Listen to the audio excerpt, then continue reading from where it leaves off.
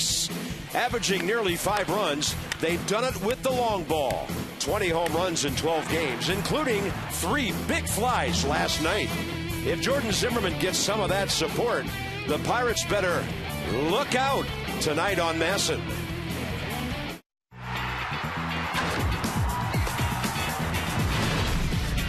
Washington Nationals baseball.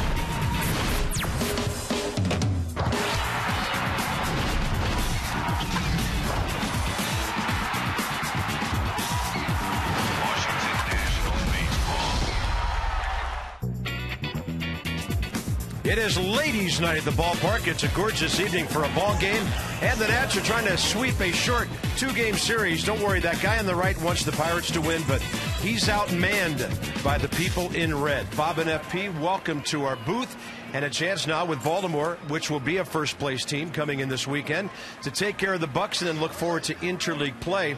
And 2 guys just had fabulous nights last night, especially Adam LaRoche, who gets a milestone, but he just keeps on doing what he's been doing all year. Yeah, I think there's 2 guys that have basically carried the offense this year with the absence of a lot of guys being out. You talk about what Ian Desmond has done so far this season, and I think it's just a matter of what he knows and what he's learned meeting his ability. It's all coming together for him right now. And how about Adam LaRoche? Just the sweet swing we've gotten used to all year, carrying this offense, the confidence level is high, and that must have felt so good last night to get that curtain call, fans on their stands, tipping his cap. After being in Pittsburgh in a place where he was booed, to do it against the Pirates last night must have felt good. Yeah, by the way, he's hitting .360 career against the Pirates. Ian Desmond's in the top 7 in the league in hits, leads the Nats in a bunch of categories. So does Adam LaRoche, who's nearing 30 RBIs now, and the Nats keep hitting the long ball. Then there's Jordan Zimmermann coming off a classic performance in Cincinnati last weekend. 7 innings, 5 hits, a run. He struck out 9 Reds, walked only 1, 105 pitches. He was at his best. How about a follow-up tonight?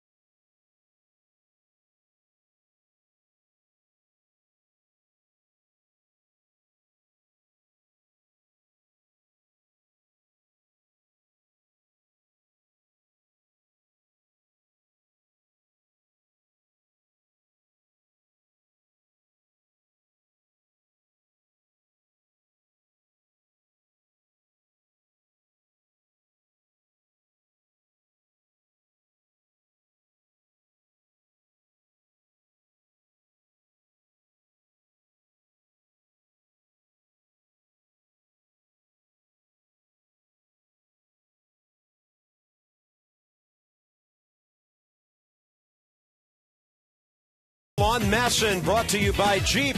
Visit Jeep.com to learn more.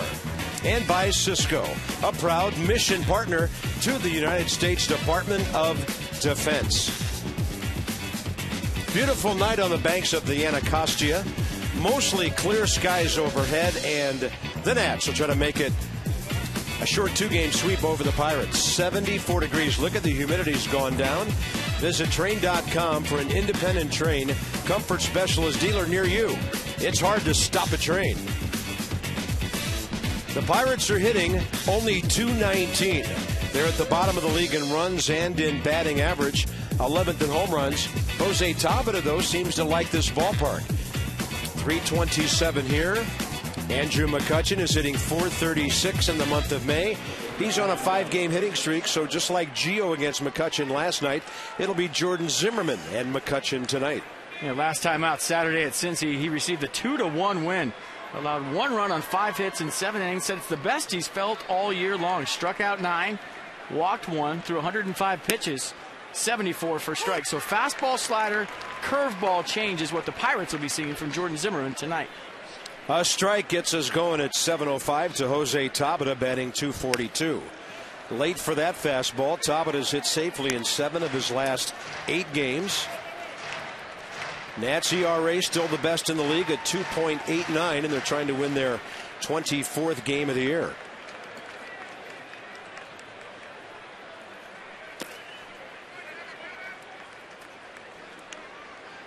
Couple of finals from this afternoon. The Mets at home won again, 9-4 over the Reds, despite Joey Votto's 6th home run.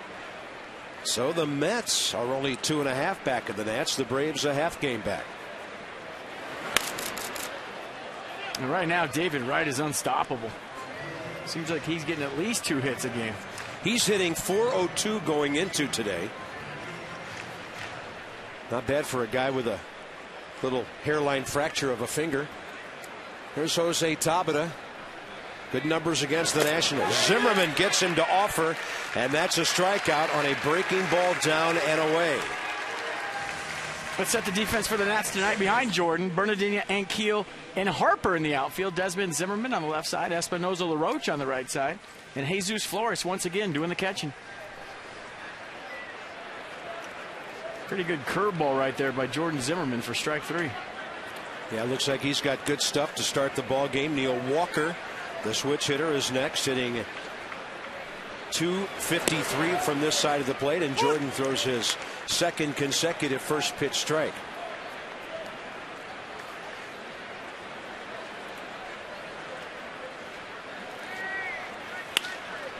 This one sliced foul left field side. Alan Porter is the junior member of this veteran umpiring crew. Larry Vanover at first. The crew chief Brian Gorman at second base and Tony Randazzo at third. These gentlemen have been in town for all 4 games of the homestand so far.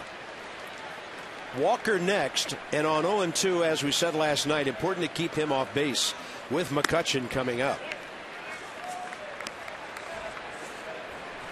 We're talking about both pitchers tonight. James McDonald, Jordan Zimmerman, very similar stuff. 2-seam fastball, 4-seam fastball, slider, curve. Wow, he's got the off-speed stuff working early, doesn't it? Another curve right there. And the slider will be in the mid-80s, the curve in the upper 70s, low 80s, and you see it right here, straight down, 12-6 break, just disappeared. Great pitch. Wow. That is an early game hammer, to say the least.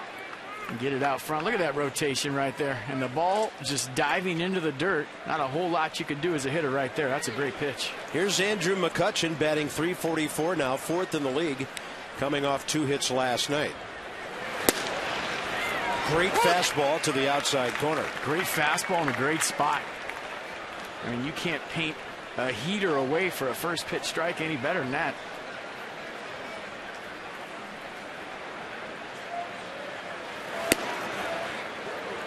I also like the way he's come out and he's attacking the hitters. No nibbling here early for Jordan Zimmerman.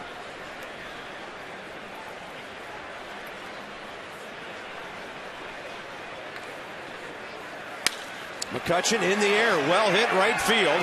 Harper back, and McCutchen has done it to the Nats again. He is hitting over .500 against Washington during a current 15-game hitting streak. That's his 27th hit in the last 53 at-bats against the Nats. Unbelievable. 9 for 14 this year against the Nationals. 17 for his last 35. That's right where he wanted it, out over the plate. So a couple of fastballs away. What did McCutchen do? He said, all right, you're going to pitch me away. I'm going to hit it away. I'm going to jump out there and put some barrel to the baseball. And that's some pop, folks. I didn't know he could go that way like that. That's his 5th of the year. 4th of the year, pardon me. And that's at least half of those against the Nationals. I mean, the home run he hit in Pittsburgh to straightaway center field was 438. So I knew he had the pop straight away, obviously, with that kind of distance. You knew he had pull side pop, but an Oppo Taco like that off a 95-mile-an-hour fastball, that's impressive. Third homer given up this year by Jordan Zimmermann, the 21st by the Nationals, fewest in the league.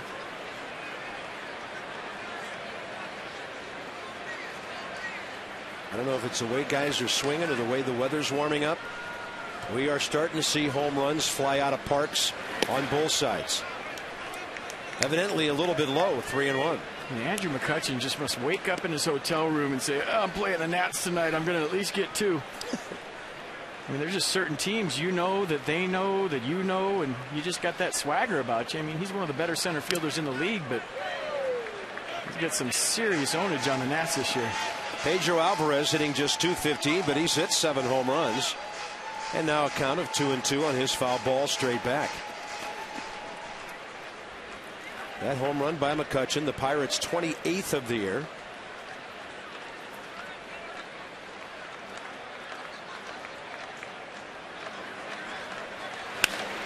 On an off-speed pitch away.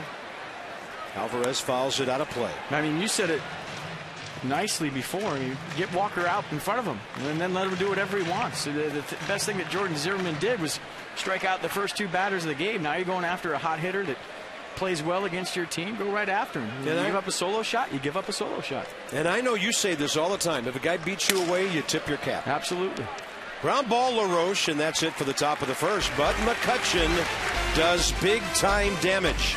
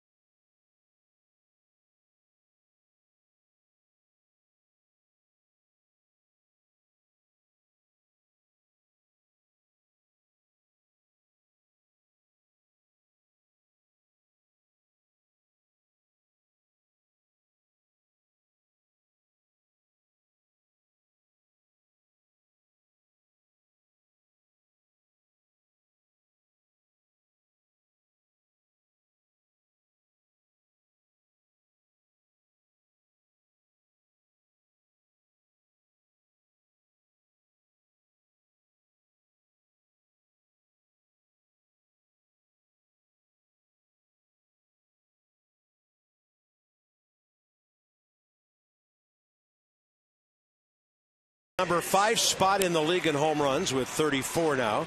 Here's the lineup brought to you by your Dodge dealer, and experience a world of performance design and fuel efficiency.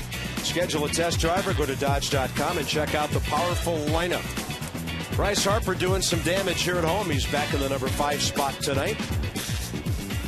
There are 6 national hitters who have in their careers faced Pittsburgh right-hander James McDonald. 5th career appearance against the Nationals, 2nd start. And this is a right-hander who has some serious stuff. Pitched for the Dodgers last 2 years now with the Pirates since coming over in the Octavio Dotel trade a couple of years ago. Interesting to see right there. He threw about 4 of his warm-up pitches in the dirt. He threw the first one right there in the dirt. But last time out Friday night against the Astros, he suffered a 1-0 loss. He allowed just 1 run in 8 innings. The Stros scored in the 2nd inning, and that was it. Struck out 8, walked 2, threw 107 pitches. So 2-seam fastball, slider, curveball, change. He'll throw the slider over for a strike, and then he'll try to expand it away and throw it in the dirt. He can throw it for a strike and a ball.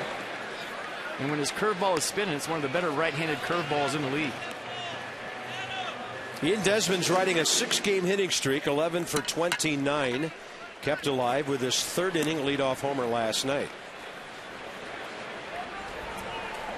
45 hits, 7th best in the league. And there's the curveball right there, the first one. And that's a tough ride for a hitter. You haven't seen the curveball yet. You get into a 2-strike count. You don't know if it's going to be a strike or a ball. That one a little bit short. But it's always tough when you get into a 2-strike count and you haven't seen the guy you're facing's best pitch. Right there, he saw it and he was in the dirt. And a 2-2 coming. Ian extends the at-bat, stays alive. By the way, the leading hit man in the league is Atlanta's Michael Bourne with 55. Rafael Furcal of St. Louis 54, and Melky Cabrera of the Giants with 50. So there are 3 hitters who have 50 hits already. Not even 40 games into the season. I said it before, and if Ian Desmond stays healthy, he has a chance to get 200 hits this year. Just for the simple fact that he is swinging. He's not going to take a walk. He's up there hacking. He'll get his knocks. And if he gets a chance to play 152, 155 games, he'll get 200 hits. That bounces, ball 3. Yeah, only 6 walks for Desmond and 163 official plate appearances so far. And the best thing about this at-bat for Ian Desmond is he's seen every single pitch minus the change. And McDonald doesn't throw the change but 4% of the time. So he's seen the fastball, the curveball, and the slider. No surprises. And I feel like even though Ian Desmond's very aggressive up there, a lot of times when he offers at the first pitch of the game, it doesn't matter if you face a guy 20 times, 40 times, 50 times. They're different every time you face him. And when you swing at that first pitch fastball, sometimes you come up with the bases loaded your second time and you haven't seen all of his pitches. Great at bat by Desmond, we thought, but McDonald gets a call on a fastball that, well, might have been outside. Looked like Ian Desmond was heading for first base. Look at all those balls in the dirt on pitch track. Yeah, that's a pretty good pitch. Yes, it is. I guess that's a pitcher strike right there, one that could have went either way, and McDonald won that battle. But still, that's a good at-bat for Ian Desmond. Even though he struck out, he saw everything he had. He made him fire a bunch of bullets. He'll know what to expect his next time up. Here's Bernardina.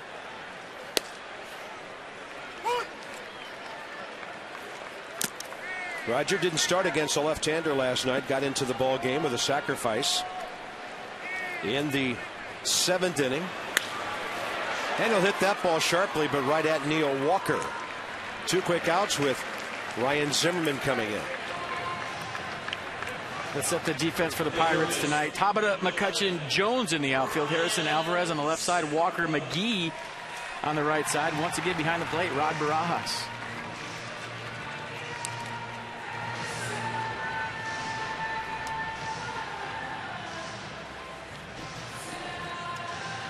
And watching Ryan Zimmerman's batting practice today, he put on some kind of show. About 10 balls in the bullpen in left center. He's getting through the baseball.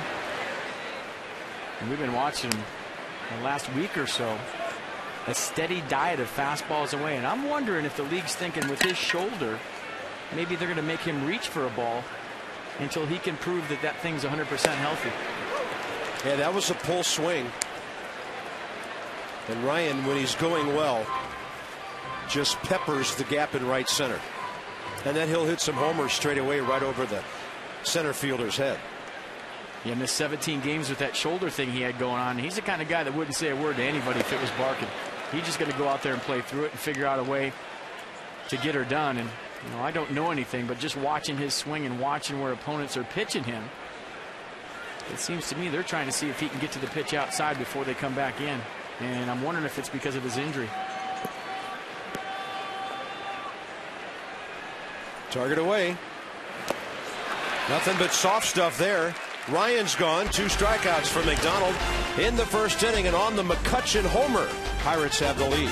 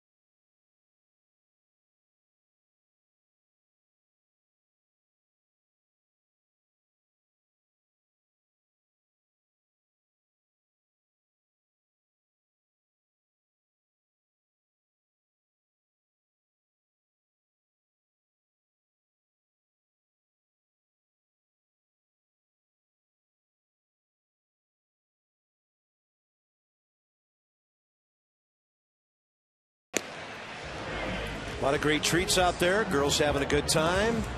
Got the Curly W thing going. Some pretzels dipped in all those goodies. Wow. What about the guys? AT&T back to the game. Now look at this. In terms of run support, lowest in franchise history for a starter. Long way to go in the season, so I think he's going to get a whole lot more than that. That's while he's in the game. 2.1 runs of support. Here's one for you. In 1971, Dave Roberts of San Diego went 14-17, and he had a 2.10 ERA. Wow. That's the lowest ERA by a pitcher with a losing record since divisions were created in 1969. Jordan Zimmermann, and there's a long way to go, second on that mark with that 2.14.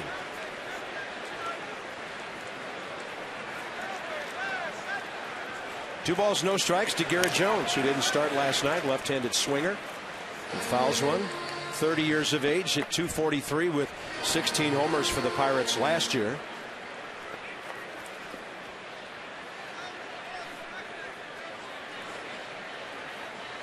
Started his career just for a cup of coffee with Minnesota. More than 10 years in the minor leagues for Garrett Jones out of Harvey, Illinois. You got to love it to do it that long. Those are the kind of guys you always root for, too. The guys that paid their dues, rode the buses, stayed in the horrible hotels, all to get a shot at the big leagues. Jordan Zimmermann getting outs on breaking balls tonight. From the grass, Danny Espinosa throws him out. With Casey McGee coming up. Don't forget about the 5-game flex plans. You pick 4 games, get a 5th one free. Plan starting at just $60. Ignite your Natitude at nationals.com/flex. Do you have your Natitude ready for an invasion of orange and black tomorrow night? Baltimore winning again in Kansas City today. They won that one in regulation after last night's marathon. And they will come to town tomorrow in first place in the AL East with a record of 25-14. If the Nats win, they could be 24-14. And I know one thing I do is avoid Adam Jones at all costs. We're seeing Andrew McCutchen tonight, but another great center fielder rolling into town tomorrow. Yeah, and they're without some guys. Mark Reynolds hurt. Nolan Reimold is hurt. That ball hacked high in the air out to center. Rick Ankiel is parked under it. Bernardina in the neighborhood to help. And a couple of quick outs for Jordan Zimmermann to start the second with Rod Barajas coming up.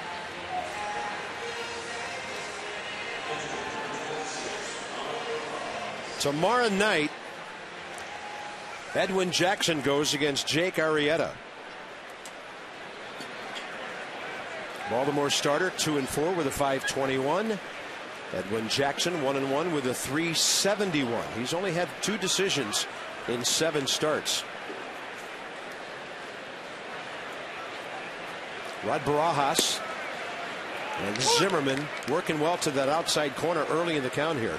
He's the only Pittsburgh batter who's ever seen Jordan Zimmermann. 1-for-2 career. Jordan somehow has avoided the Pirates and vice versa for the first couple years of his career. This is his first start against Pittsburgh.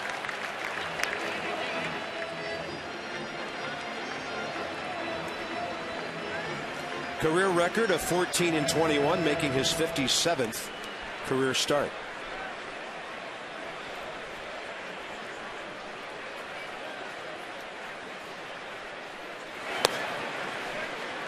I'm just looking at Adam Jones of last week. 9 for his last 28, 3 home runs, a 3.21 average. He's got 12 home runs on the year.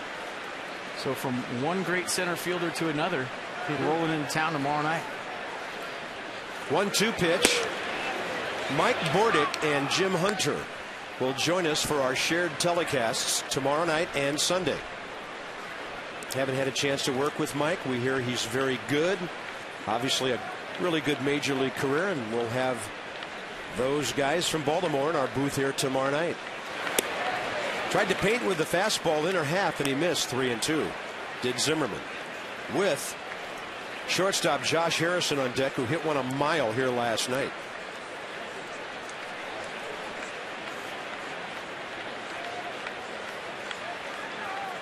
Three-two pitch and a base hit.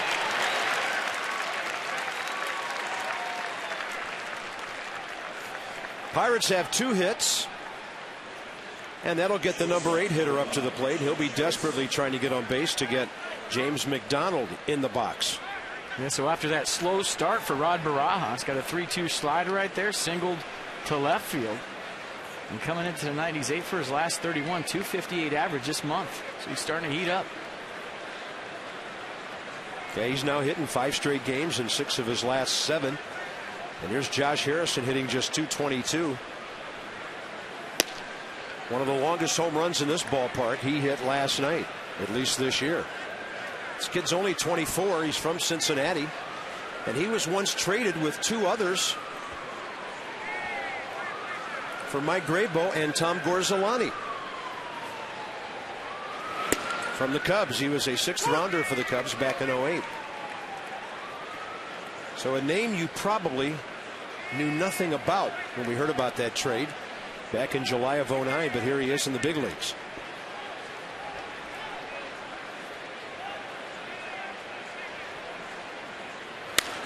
And the Pirates are a lot like the Padres, who just left town.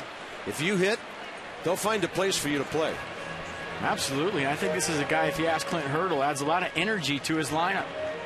Always playing hard, running hard to first base, got great speed. He'll make the routine play wherever you put him. Managers love guys like that. He played third base and left field last night. Shortstop tonight. Here's a 1-2. Well, let's see if Zimmerman can find a way to punch out a hitter. He was way ahead of Rod Barajas, as FP noted, before losing him on a 3-2 to a base hit. James McDonald, right-handed pitcher, left-handed hitter.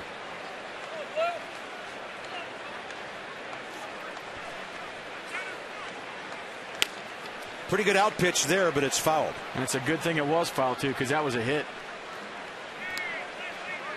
Harrison can fly. That was a little chopper down the line. If that stayed fair, you got first and second, 2 outs with McDonald up. Braves have scored a run in the bottom of the first to back Ricky Nolasco against the Marlins tonight. Atlanta 1/2 game behind the Nationals. The Fish are 3 back, and the Mets, after their win, 2 back. And you folks might have noticed that last night the Phillies finally made it to the 500 mark. They're 19-19. So the whole division is at 500 or above. 2-2 pitch. Wow. Jordan Zimmerman, a long look in. He was ready to walk to the dugout. Yeah, the 1-2 pitch was a 2-seam fastball that just missed inside, and apparently that one was up. How Zimmerman high are those armpits, huh? Little lean to the dugout right there. Took a couple of steps. Didn't get the call from Porter. 3-2. That's laced up the middle. How many hits have we seen this year after questionable calls on 2-2 or 3-2? A couple of 3-2 hits back-to-back on off-speed pitches from Jordan Zimmerman. He went with a slider both times, one to Barajas and there to Harrison. And that hurts because now the Pirates have turned over their lineup.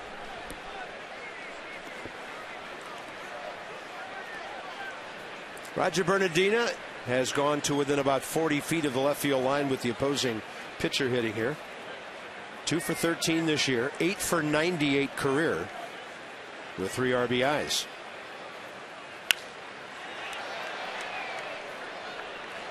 If you're wondering why Jesus Flores just went out to the mound to talk to Jordan Zimmerman, maybe a few things. Let's go right after this guy. But before the game, a pitcher and a catcher will get together real quick before he takes the mound and say, what sign are we using tonight with a runner on second base? And all of a sudden you break your little huddle and dugout, take the field. Then when you get a runner on second, you forget. So you have to go over it real quick. Go over the signs you're going to use, the sequence you're going to use. Well, that ground ball is easy as they come at first base. Adam LaRoche will lead off. The Nats are down by 1.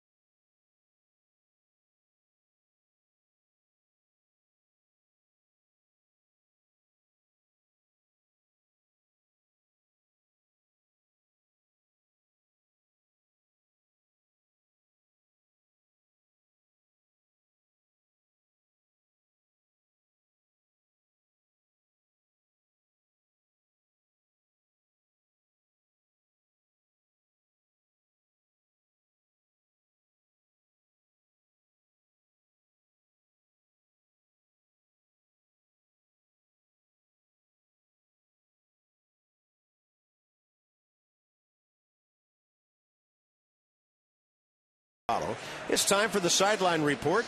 Visit AFCEA.org, the Association for IT Bros. Christina. Thank you, Bob. With the Nats bats hot lately, Adam LaRoche said it's been great getting the offense going, but now we just have to keep it going. And the good news, hitting is contagious, according to Adam LaRoche. He said when you see a guy hitting in front of you and around you, it just gives you that little bit of extra confidence in the batter's box. And it actually can get a guy out of a slump pretty quickly. When you're struggling and you see guys hitting, getting on base, you want to pick it up, and it makes it easier for the whole team. Takes a little pressure off the guys when they're struggling to get up there and make something happen. Well, happen it did last night. 3 for 4, base hit, homer, 3-run double for his 1,000th career hit. And he's batting now .360 career against his former team, the Pirates. I mean, there has to be people watching in Pittsburgh saying, why were we booing him before? What was the reason we decided to boo him in Pittsburgh? Because he put up his numbers every year. When you look at what he did with the Pirates, he had 366 hits as a Pirate. Yeah. And in that series in Pittsburgh, he went 4 for 8 with 2 homers, 4 RBIs, and 4 walks. Maybe they should give him the silent treatment next time around. He goes up hacking and fouls it.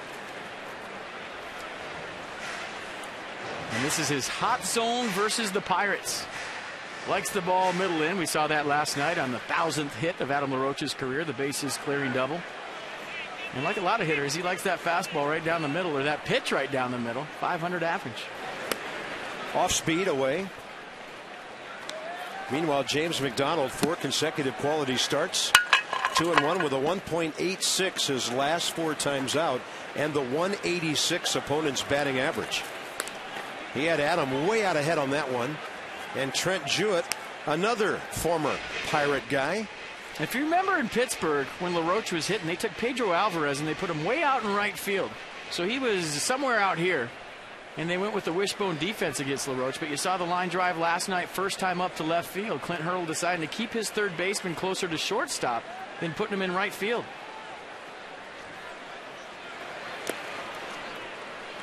Low and inside, 2-2. Well, you love it when a player who does all the basic things right causes somebody else with some out of the world ideas to kind of bring things back to normal now, as LaRoche has done to the Pirates defensively. And a 2-2 coming. He offered. No swing, says Tony Randazzo. Adam, by the way, 19 walks, just out of the top 10 in the league. And his on-base percentage is .429. Only 5 hitters in the league are higher.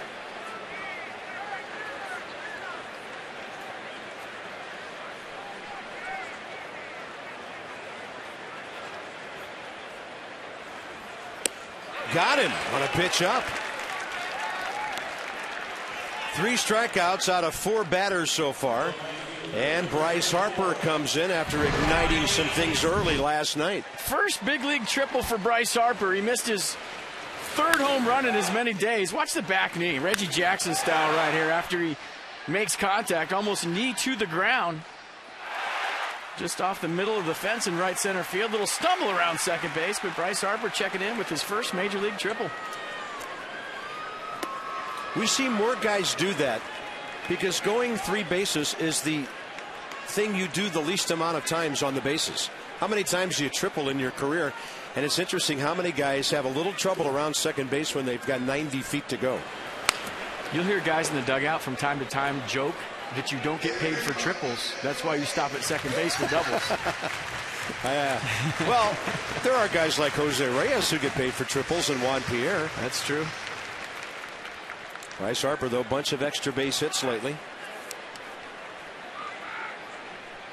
He has at least 1 extra base hit in his last 3 games. We'll see how he battles back here from an 0-2 count.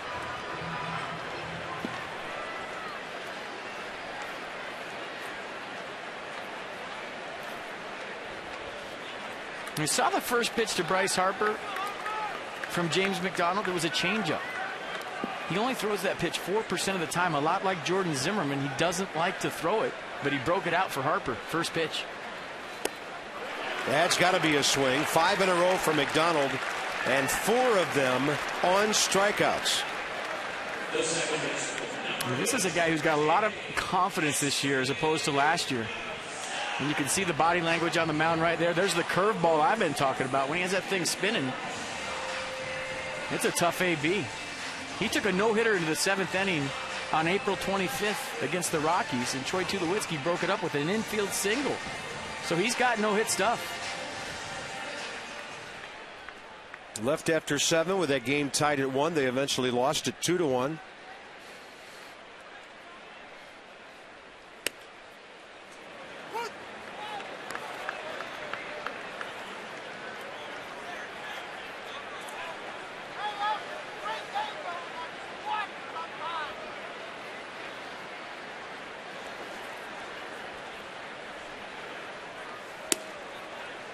Danny Espinosa with a count of 1 ball, 1 strike.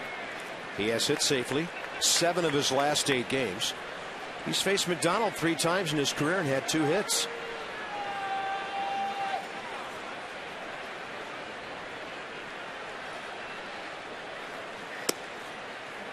Two and 1.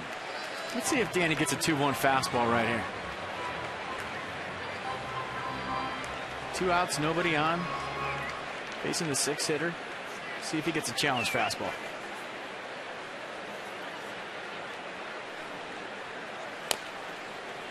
Foul ball off his foot. Counts even. With a 2-1 slider. And that'll tell you something about what James McDonald's thinking about tonight. Maybe more confidence in his off speed than he does in his fastball.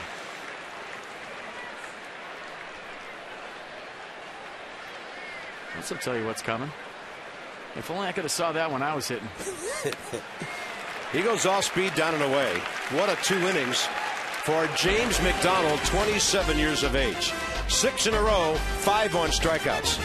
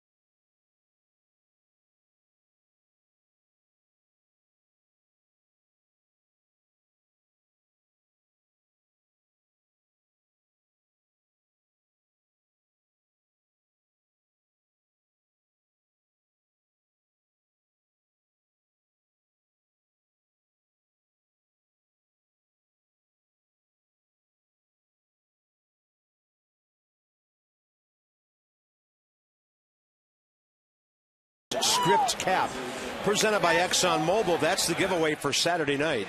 7:15 game against the Orioles.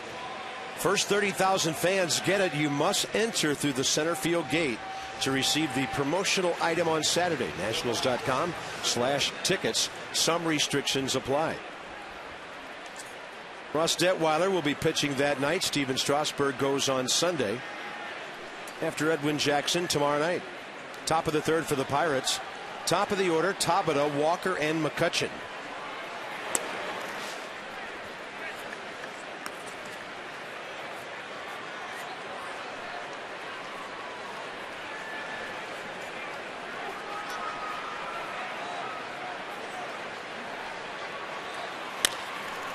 Right over the mound.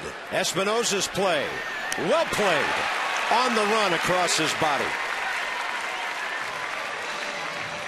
You're thinking, nice play, Danny Espinosa, but when you're talking about working together with Ian Desmond and these guys knowing each other, watch Ian Desmond stop because he knows that Danny's got that ball. Good communication between the 2 middle infielders. If you don't play with a guy every day, maybe you crash into him right there, and the shortstop tries to come across and take the ball. But because those guys have been playing together for a year and some change now, they know when to go get it and when not to. That's the advantage of playing with your partner every single day out there. They know each other. Next up is Neil Walker. Zimmerman struck him out. Hasn't struck out a hitter since, but he's getting outs to contact. 41 pitches, first 2 innings, though, 27 strikes. Those hits by Barajas and Harrison extended what appeared to be a short second inning. 2-0. Seems like a very small strike zone for Jordan Zimmerman so far in this game. James McDonald's been getting the calls on the corner so far, and Jordan hasn't.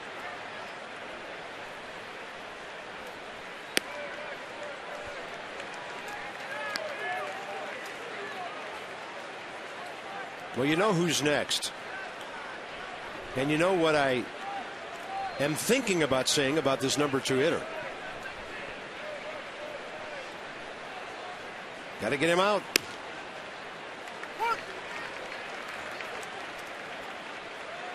Yeah, I don't know where you go with McCutchen anymore. I was thinking away was the ticket. Go ahead and throw the fastballs away and see what he could do. Yeah. Jordan Zimmerman hit his spot, and he just said, okay, you're going to go away. I'll hit it into your bullpen. Yeah, maybe 4 junkers away, and if you walk him, you're walking. I mean, I thought the Nationals did a great job with Matt Kemp in Los Angeles, and what they do, they crowded him. They threw fastballs in all day, especially in situations where you couldn't pitch around him. And Jason Worth telling Davey Johnson, yeah, let's crowd him. Yeah. It's a good idea, FP.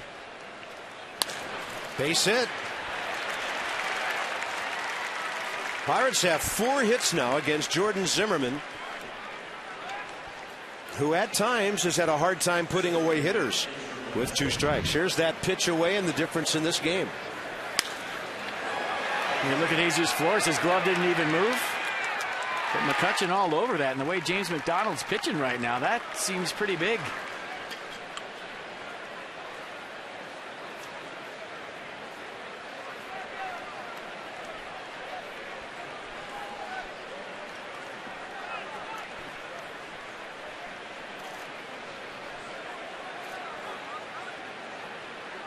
There's the in target. Oh my gosh. Look what he does to that. Fortunately, hooking before it got to the 336 mark. He says, yeah, pitch me inside. The game is moving so slow for him right now. It's just ridiculous. Everybody else, the game's moving pretty fast for. He's playing in slow motion, locked in the zone. Doesn't matter where you pitch him. He's getting the barrel of the baseball. That ball just hooking foul at the last second, but he got all of it. Slider away.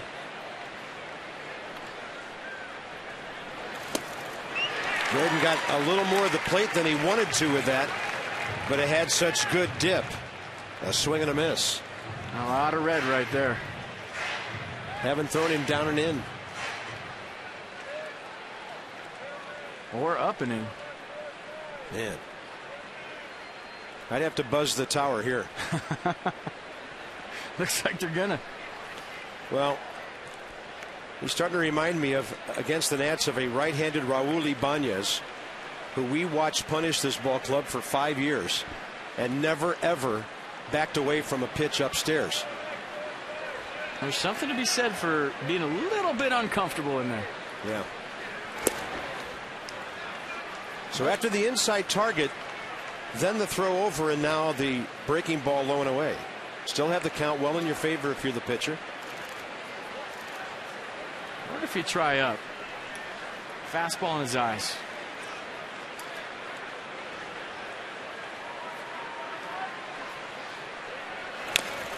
Slider away. And it's Jordan Zimmerman's decision. It's Jesus Flores' suggestion. And if Jordan's not comfortable throwing him the fastball, throw a pitch you're committed to.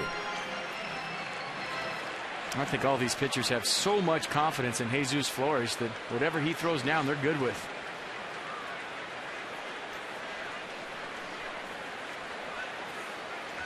That's the eyes of radar lock right there. 1 ball and 2 strikes. They go soft again.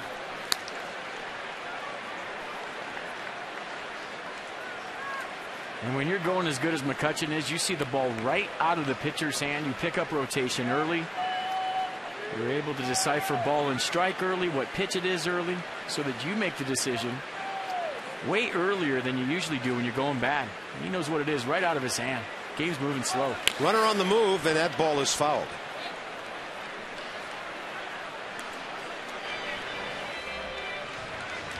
PNC Bank, for the Achiever in You solutions that help you achieve your financial goals. Second time in the last couple of weeks we've checked in on Nathan Carnes at A-Ball Hagerstown. 6 more good innings last night. We're going to have some of these guys calling their agents saying, you know what, I was in the minor league report twice in 1 week. I need to move up a level.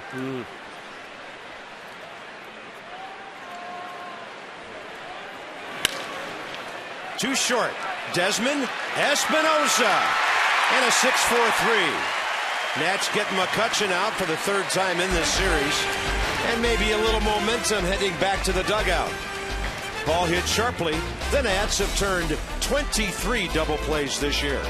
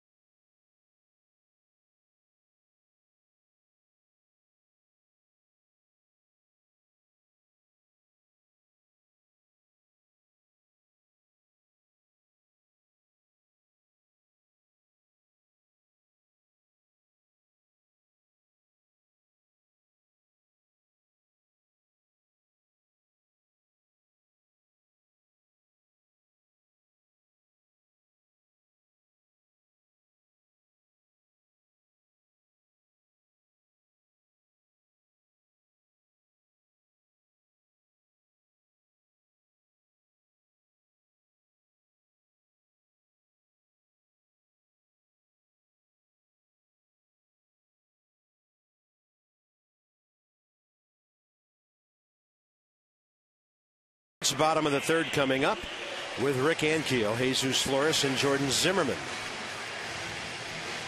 Against a pitcher who only 1 batter has touched in the first 2 innings, and that's a Roger Bernardina. Sharply hit ground ball to second. As a Nats hitter, if you're sitting in that dugout watching McDonald with a good out pitch tonight, you might want to get on that first fastball. He's showing you he can throw it for a strike and he can throw it for an out pitch. There it is. He's getting ahead with the fastball, then going to his slider curveball combination. Even broke out a changeup to Bryce Harper, which he doesn't throw very often. Another fastball. Ankiel late for it. No balls, 2 strikes. And I think another thing that's making his off speed so good is his fastball's crisp, 93 to 95 tonight. So it's not like he's just laying an 89-mile-an-hour fastball in there. He's got some zip on it. Ankiel strikes out on a fastball up. As you enjoy a cold one, we invite you to look forward to Miller time later in the game. It's brought to you by Miller Lite. Something just dawned on me. It is something I have not heard you utter all season long. The crispy fastball. You talked about that a lot last year. I haven't heard of any crispy fastballs yet. You saving that for a while? No, I just got in the thesaurus in the off season. Want to use more than 1 word to describe a pitch this year. Well, you did go crisp on us a moment ago. That's over but low to Jesus Flores.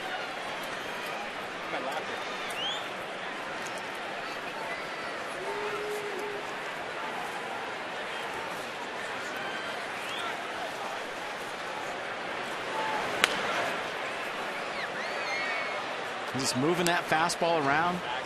Pretty much staying on the outer 3rd with it early in the count. Not really challenging guys, not using a lot of the plate. Been living on the black with 93, 94, and then going to his slider curves.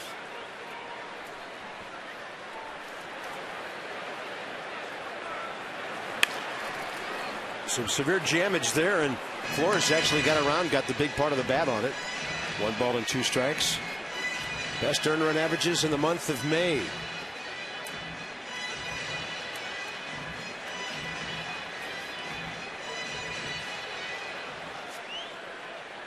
Bud Norris, pretty good when the Nats saw him. We'll see Carlos Zambrano soon. Flores strikes out. 8 hitters, 7 strikeouts, and 6 in a row swinging. Check it on the Nissan pitch track. James McDonald doing his best Steven Strasburg in Pittsburgh impersonation right now. 6 strikeouts in a row. And that was a slider right there. Tight one and dirty. Nothing you could do. You got to get that first fastball before you get to that. Easy to say up here. Hard to do down there. Check out Nissan's National Tent event for a limited time. Bonus cash on popular models. Visit ChooseNissan.com or your local dealer. Jordan Zimmermann, 1 for 12 this year. 16 career hits. Gets the bat on the ball. And McCutchen will just take a stroll toward that. 9 straight to start the game for the dominant James McDonald.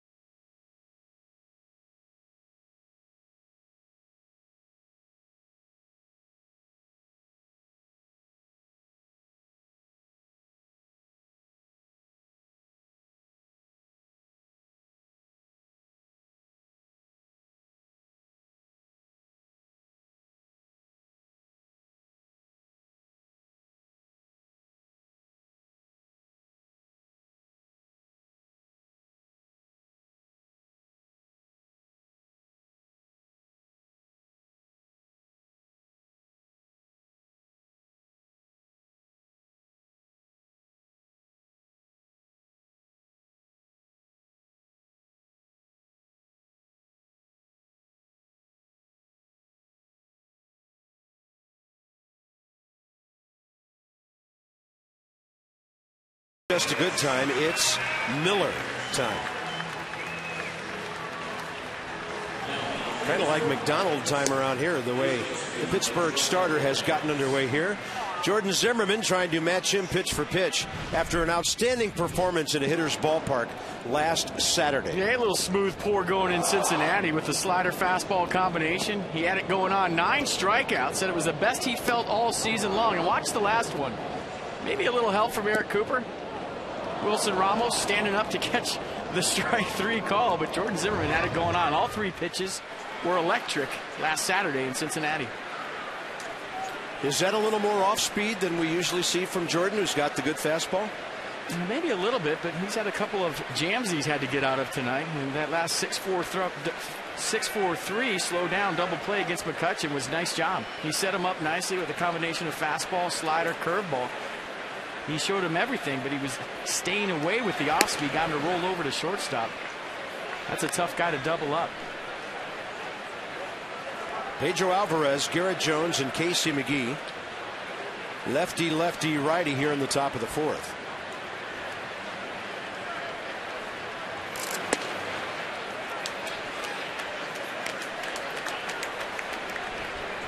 Alvarez bounced out softly to Adam LaRoche first time up. Rubber game of the season series between the Nats and the Pirates.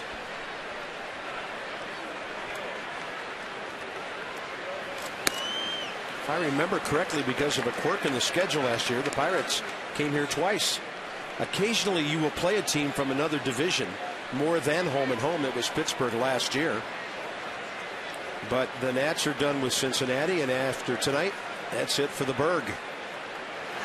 3-0 pitch, he was ripping. Didn't rip it very well. Can of corn, left field. Roger Bernardino. And that's a thank you very much for Jordan Zimmermann. You get into a 3-0 count, you get a little help on a 3-0 hack. That was going to be a 5 or 6 pitch at bat. Turned out to be a short 4 pitch at bat.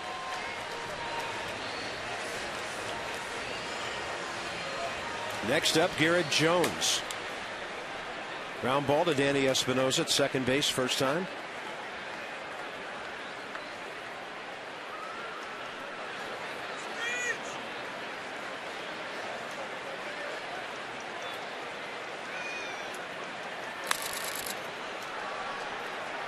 And that's the fastball with the late life.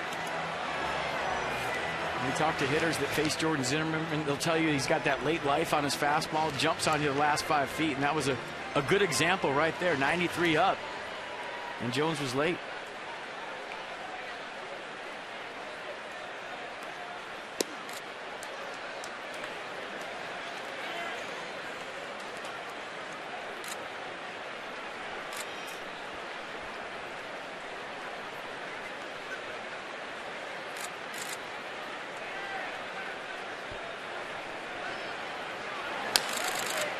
That tapper handled by Luis Silverio, the Pirates' first base coach. Pretty good changeup right there from Zimmermann.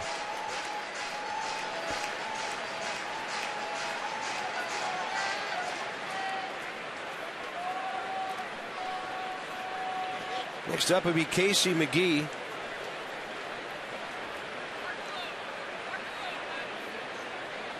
Important out here with a struggling hitter coming up next, and there's a swing and a miss. Jordan Zimmermann's first strikeout since Neil Walker, the second hitter back in the first. And that's usually the kill pitch to lefties, the slider down and in. That was a tight, short slider, and I'll guarantee you if you asked Garrett Jones, he would tell you he thought it was a fastball all the way. You can't really see the dot on that. It's so tight. It looks like a fastball. You go to swing, it drops under your hands. Here's Casey McGee, as I mentioned, having a tough time. Wow, look at that line on James McDonald. 49 pitches, 27 strikes. The only thing about his evening is, with all the strikeouts, it's taken him nearly 50 pitches to pitch 3 innings. Casey McGee is 0 for his last 15. Does have a sac fly in this series. That came in the 8th inning last night. Right after the Nats busted it open with that 3-run 7th. That's cruising to a 7-4 win. Yeah, excuse me, partner. That is. So the zone not doing any favors tonight, huh? Well, I'm sure Pitch Track will have it as a ball, but I got that as a strike. Whenever a catcher sets up on the black, he hit his glove, he doesn't move it. Usually that pitch gets called. Want to correct something? I got some wrong numbers. It's 39-27, McDonald's pitch count.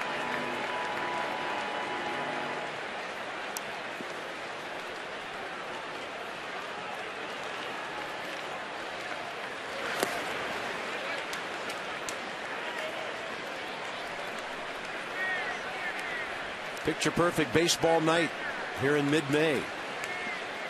Nice crowd gathered. Second game of a short 2-game series before Battle of the Beltways madness gets underway tomorrow night. Here's another 3-2 pitch. And Jordan, I don't think he's retired a batter on a 3-2 count yet.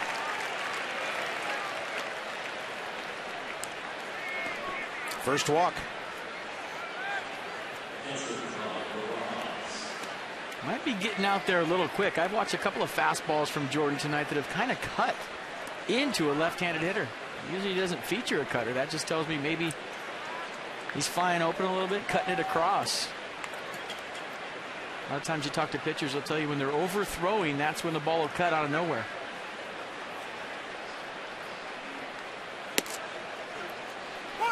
Rod Barajas worked a long count, then extended that second inning with a 2-out base hit.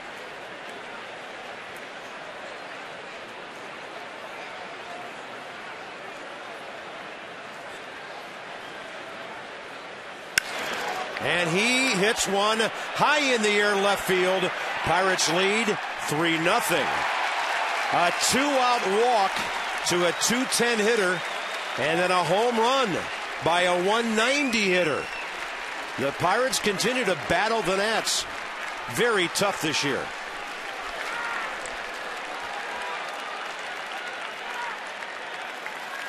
So make it 18 for his last 36. Barajas is heating up, and this is a location mistake. That fastball was supposed to be down and away, and it was right into Barajas' turbo zone. That's where he likes it, folks. Down and in. He dropped a head on it, and that was a bomb. 3-0 Pirates.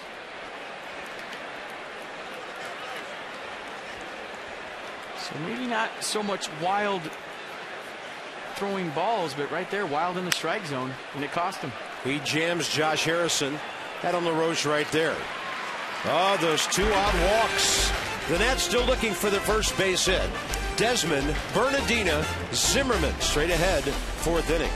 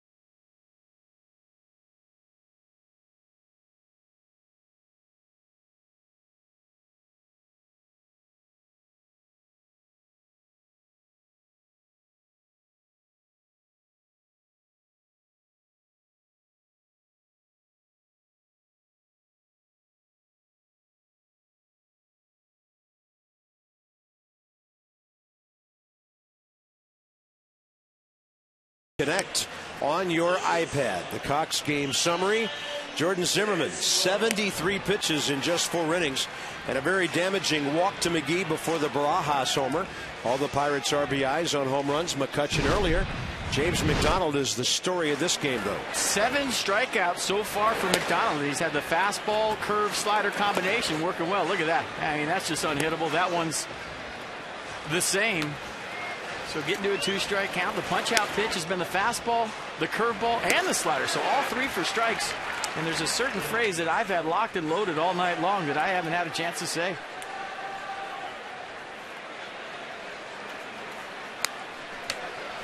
Hanging breaking ball, it appeared. Ian couldn't get over the top of it. Desmond caught looking first time on a borderline pitch that was a good one. All the other strikeouts have been swinging.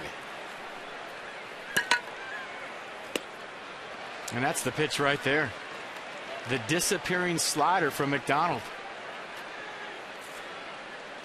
His off speed has just been unreal.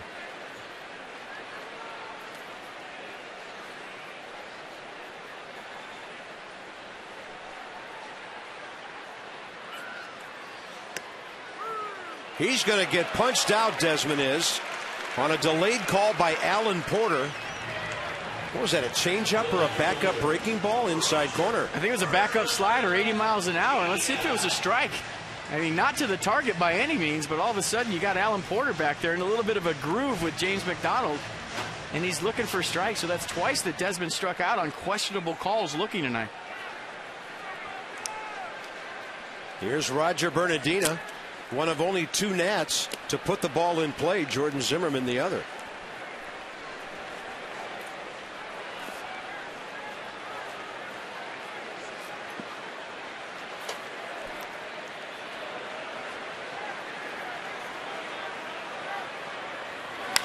That ball is killed, but foul. Halfway up the upper deck. One of the hardest balls we've ever seen Roger Bernardina hit. And that might be the last fastball Roger sees tonight. He was all over that. Wow. Nice play up there, buddy. That was a rocket. Those people, when they came to the game today, thought, there's no way we're getting a foul ball. Watch this. Fastball was supposed to be away. About a 2-glove mistake on the inner half, and Roger just a hair quick. And he sees another fastball. Yeah, he elevated it.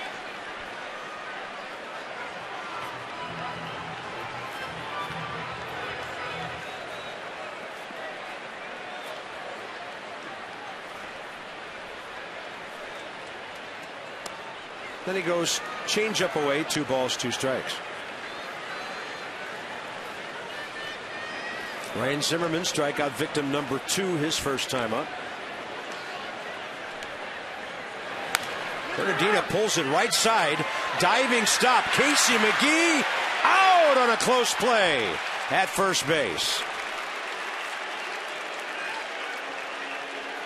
You start making plays like that, you start to think.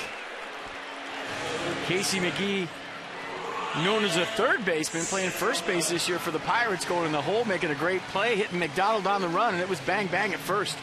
McDonald doing a nice job, great feed by McGee, and they got it right. Check it out right here, ball in the glove. Or did they? No, he was safe. Upon further review, he was. Larry Vanover called Adam LaRoche out at second base in New York on a would-be double to left field. It eventually cost the Nationals the game. So they've had 2 bang-bang plays with that umpire this year and have lost both of them.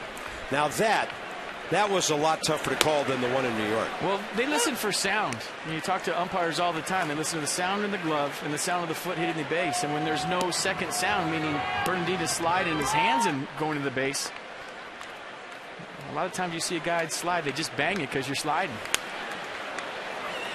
They're already predetermining that, hey, I'm not going to have 2 sounds right here. They try to look down there and get it right, but because they don't have the 2 sounds of the glove and the foot on the base, sometimes it's guesswork. And when they see a guy slide, it's advantage defense every single time. Boy, Bernardina was really flying down that line. Now quickly, 1 ball, 2 strikes to Zimmerman. Ryan will take that one low and away. LaRoche next. Zimmerman 0 for 4 career against McDonald.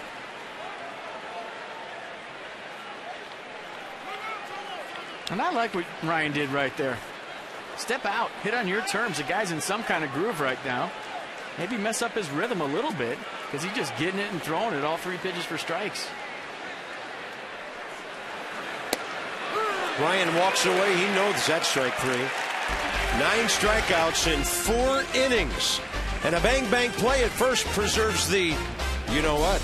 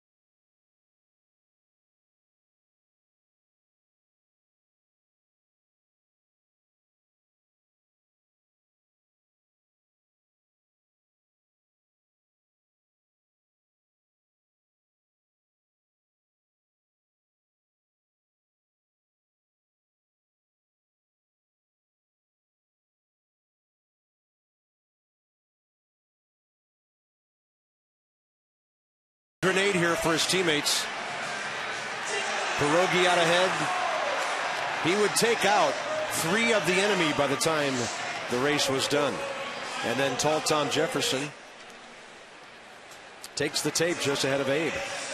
Now that's unpredictable.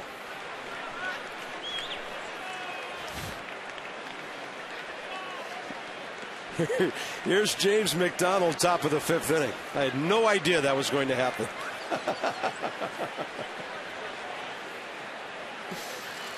All right, I'm back. I was just saying, get off your cough switch and laugh with me, will you? I'm a Lone Ranger here. I almost fell out of the booth. I didn't want to blow out people's speakers at home. I was laughing so hard right there. McDonald bounced out to Adam LaRoche first time up. Oh, goodness. I don't think the Pierogies are ever going to win here. I'm not sure the Presidents will ever win at PNC Park. See, that's a good pitch. He's not getting the call. McDonald's getting every single call. Yeah, it takes Tony Randazzo on the appeal. I mean, where was the pitch?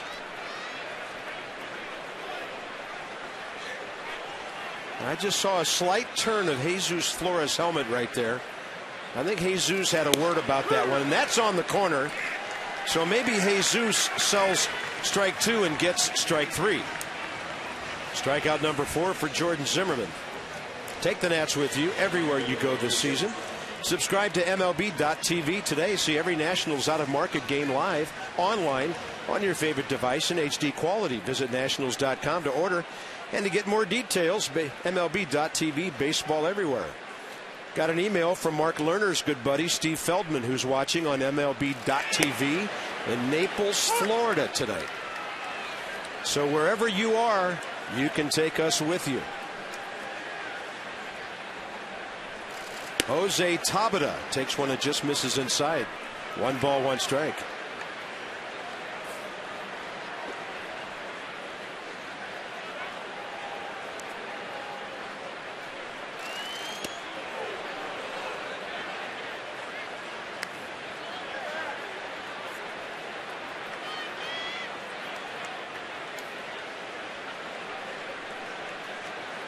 Tabata 0 for 2 strikeout. And that bouncer up the middle retired on a good play by Danny Espinosa. Drills that ball right field line, slicing into the seats down in that corner. I mean, if you're Jordan Zimmermann right now, you just got to keep pounding the strike zone. Hope that your team can hang around and that you have a chance to get in the Pirates bullpen. And I would imagine it would be tough if you're watching what's going on the other side with McDonald being so dominant so far in this game to keep your focus where it needs to be. 18 pitches first inning, then 13, then 15, and then 22 in that 4th inning because of the walk. He had retired the first 2 hitters, and he was facing Casey McGee, who was 0 for 15 and walked him. And then Rod Barajas really drilled one. Pirates have 2 homers tonight. That's a great breaking ball away. 2 consecutive Ks and 5 in the game. And when Jordan's slider is tight like that, that's when you see the strikeouts. You see it right there, 88 miles an hour, almost like a cut fastball. Not a whole lot of tilt to it, but just enough to get it off the barrel of a bat. If you put it in play, and right there with enough late break to swing and miss. Neil Walker 1 for 2.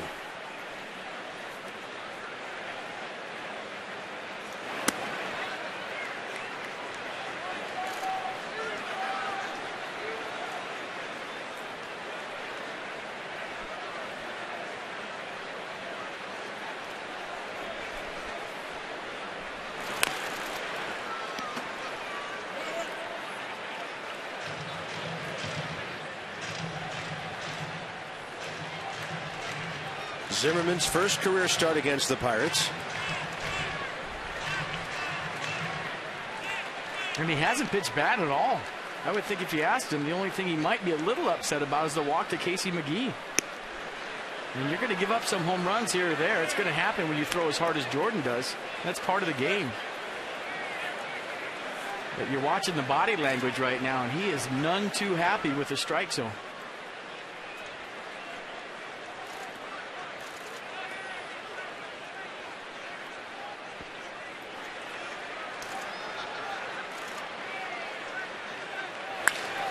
On a ball away, sharply hit to Desmond. He guns it over, and that's it for the top of the 5th inning. Adam LaRoche, Bryce Harper, Danny Espinosa straight ahead. LaRoche easily the most consistent, most dangerous Nationals hitter this year.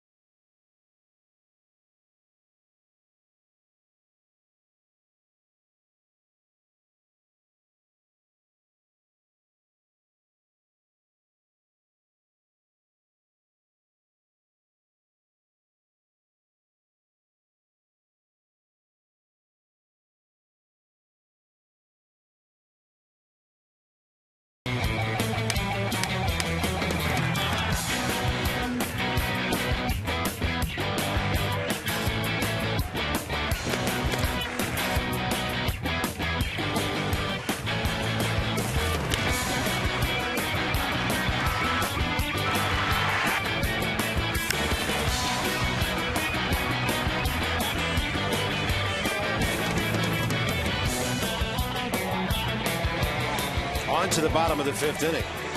McDonald, perfect so far. And if you're at the ballpark this weekend, stop by the Ram 1500 display for your chance to win a lunch for 4 with Drew Storen. The 2012 Ram 1500 hard charging power, easy going gas mileage. Adam LaRoche drills one deep right center. It is caught by McCutchen up against the wall. And the Pirates are doing everything they can with the gloves to keep things perfect. Are you kidding me?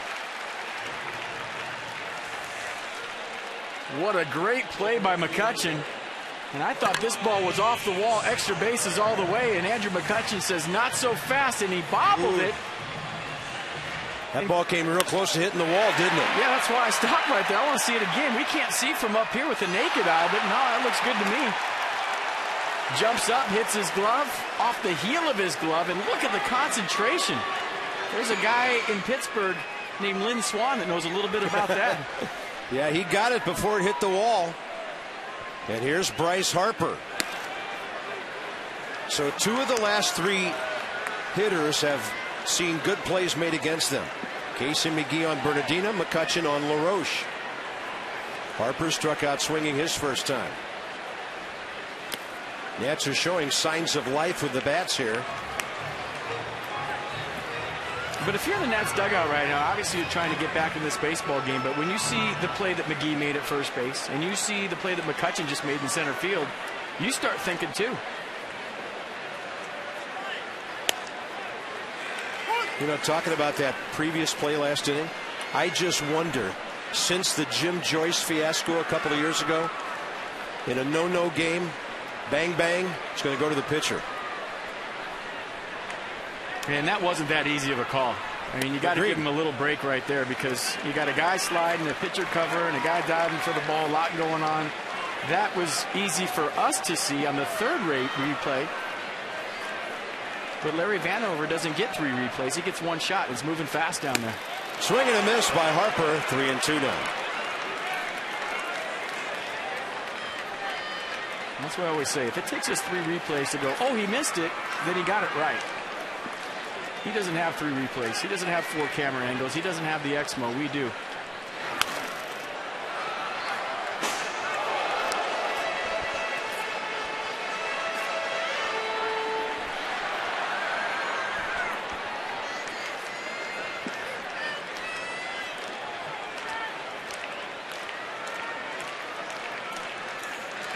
And a 3-2 just outside. Well, there goes the perfect game. And pretty good take by Bryce Harper. Let's see, it was close. Ian Desmond rung up on a similar pitch his first time up. The ball was on the other side of the plate. All of a sudden, the Nats have their first base runner of the night, and it's Bryce Harper. Yeah, and one swing away from being right back in the game.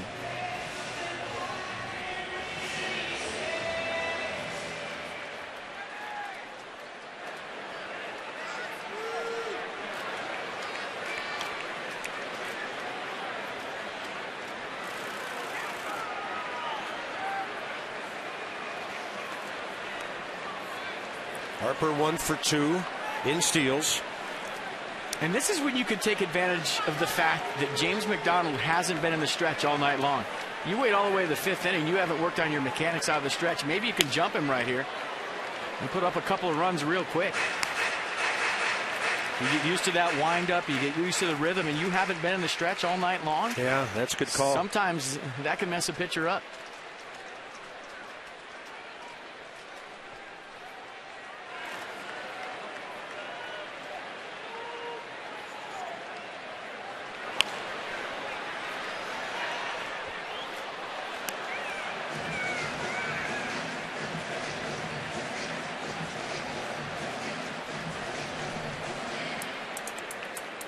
Check out the slugging Nats.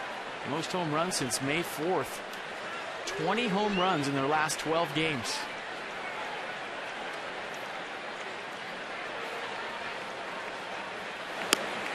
Upstairs on 0-2. And usually if a pitcher shows you that fastball in your eyes, he'll follow it up with a big curveball. Because they both start the same way. One's a ball and one will come down for a strike.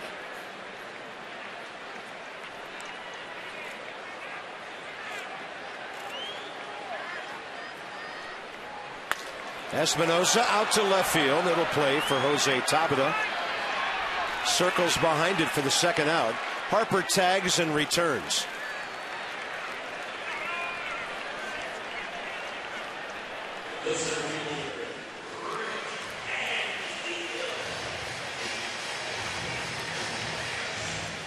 So the Nats have made contact twice around a walk in this inning.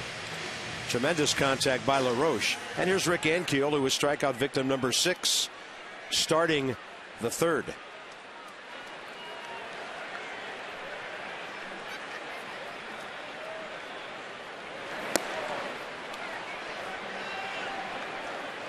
And where we sit in this booth, in the angles we have on line drives in the gap, we know pretty quickly if it's going to get in the gap or not. And I thought that ball LaRoche hit was headed for the gap. There was no way that McCutchen was going to get to that ball, and he just flat out ran it.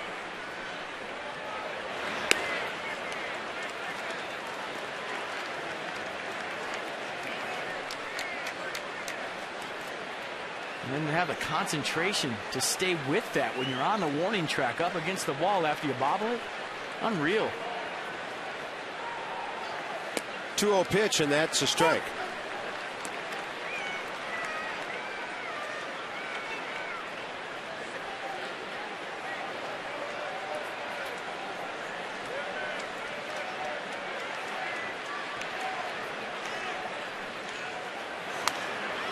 Ankiel, a pretty good rip.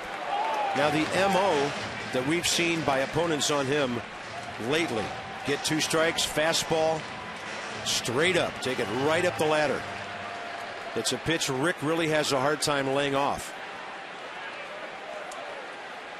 It's the toughest pitch for a lefty to lay off from a right-hander because it looks like it's coming down. It looks big. It looks like you can hit it.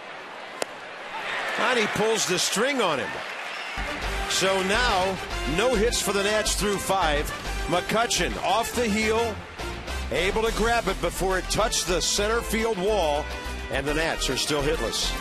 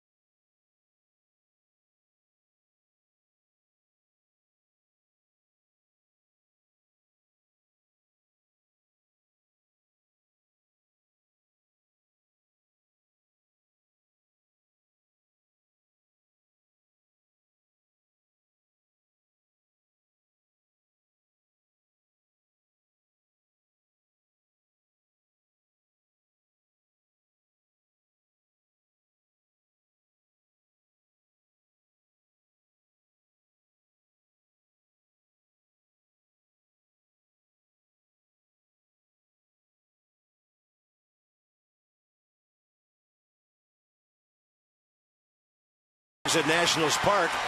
And the top of the 6th coming up, 3-4-5 for the Pittsburgh Pirates. Sunday, 1:35 against the Orioles. First 10,000 fans, 12 and under. A kid's t-shirt presented to them by ExxonMobil. You must enter through the center field gate to receive the t-shirt. Nationals.com/tickets. Some restrictions apply.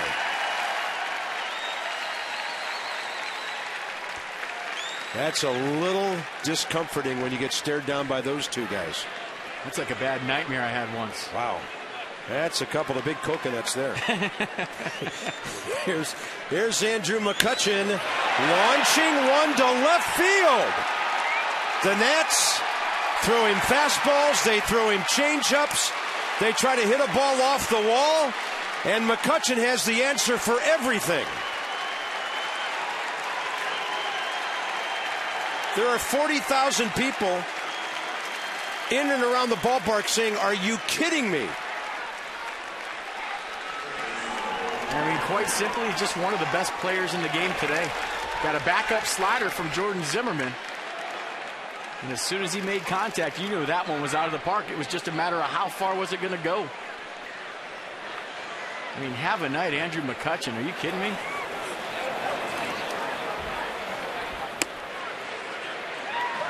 Alvarez trying to go back-to-back. So McCutchen, what's that? 1 home run against Major League Baseball, 4 against the Nats. And Barajas has 3, and 2 are against the Nats. And I still haven't seen a high-tight fastball to either of them. There was a time. Well, the game has changed, Carp. I understand what you're saying, but if you throw a high and tight fastball nowadays, you miss 2 starts. Yeah, they'll throw you out because they're reading your mind. Up the middle, Desmond. Good play to his left, and then he throws it off the facing of the dugout, but no further advancement by the runner, so they could rule it a base hit. And I think there was a little fumble on the exchange from the glove to the hand from Ian Desmond. He does a nice job of getting this ball, but you see it rolling around right there. And that's a tough play for one reason and one reason only. When you spin inside like that, your head is moving. It's tough to pick up a target. It's just a big blur over there, and you kind of throw to where you think LaRoche is. Not an easy play. That's Ian Desmond's 3rd error of this homestand.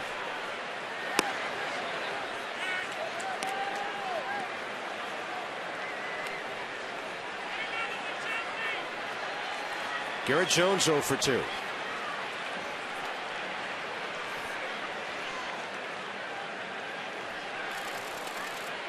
Jordan Zimmerman is due to bat second in the bottom of the 6th. Craig Stammen getting loose in the Nationals bullpen. Pitch number 93 coming up for Jordan Zimmerman.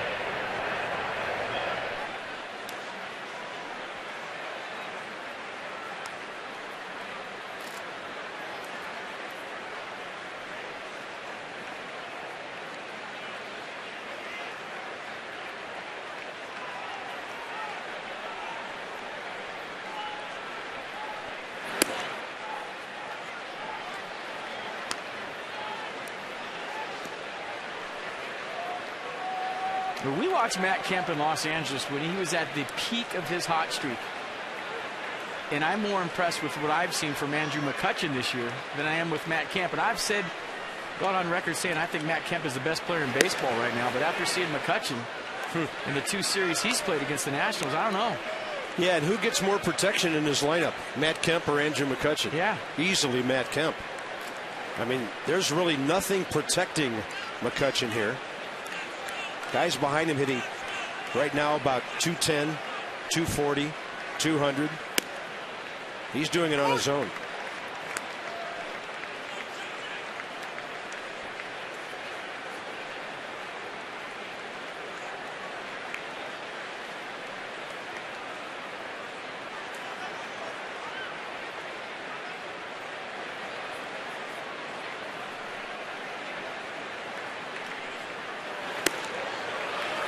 Locked up is Garrett Jones. 3 balls, 2 strikes.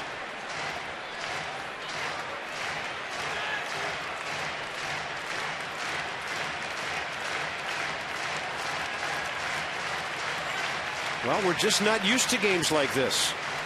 This pitching staff just hasn't dealt with other teams hitting 3 home runs in a ball game. Runner holding. That ball lofted out to right. Harper on his way in, fast and furious, and he's got it for the first out. Good running catch. The best thing Danny Espinosa did right there was peel off because Bryce had a head of steam going, and that's one guy you don't want to run into. McCutchen, Barajas, the 2 Bucks that have been the Nats' nemesis over the last week in the 5 meetings between these 2 teams. Filling up the box score, those 2.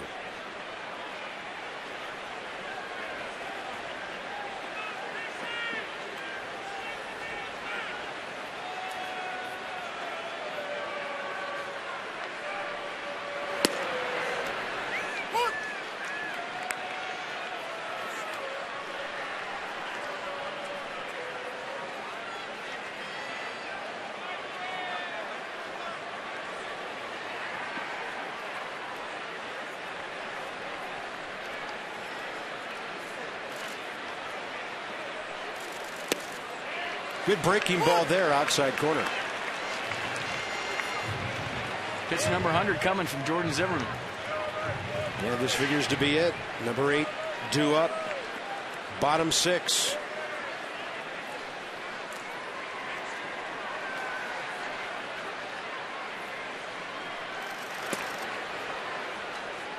And that was a pretty good take by McGee on a good curveball from Jordan.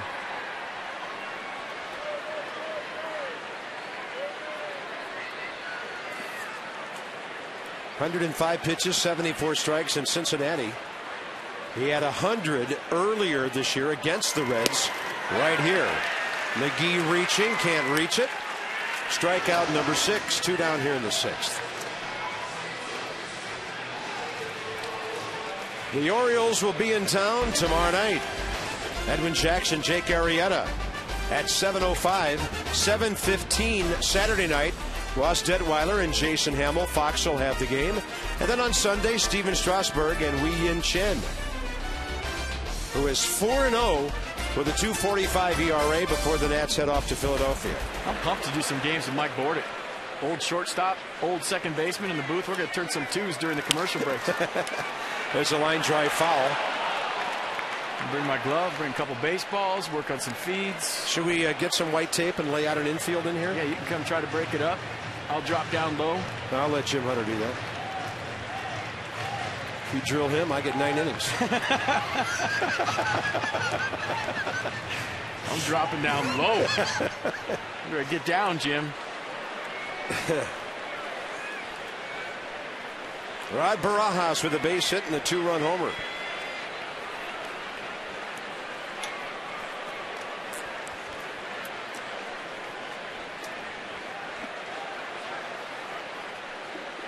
By the way, the Phillies and the Cubs have traded runs in the first. Roy Halladay going at Wrigley Field tonight.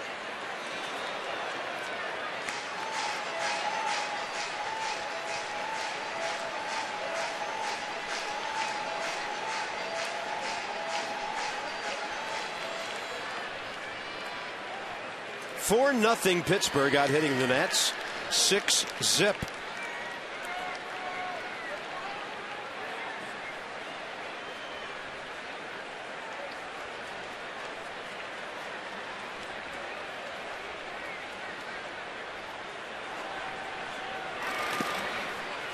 Barajas made an offer to breaking ball.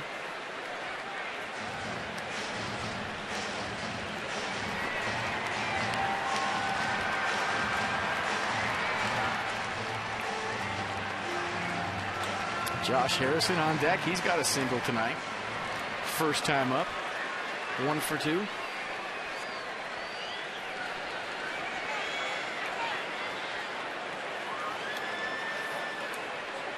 One ball and 2 strikes.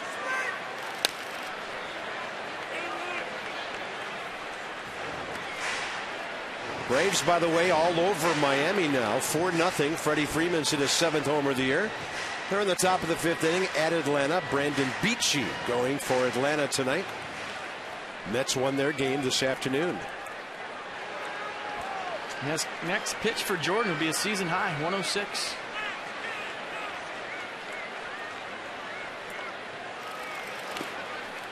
Ball gets away from Jesus Flores. Second base for Pedro Alvarez. On the wild pitch.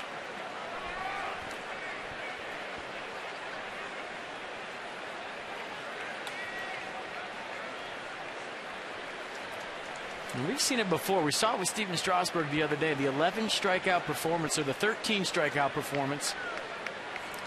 And then you come back and how much gas is in your tank. And I think you can make the same argument with Jordan tonight. He hasn't pitched poorly, but struck out 9 his last time out.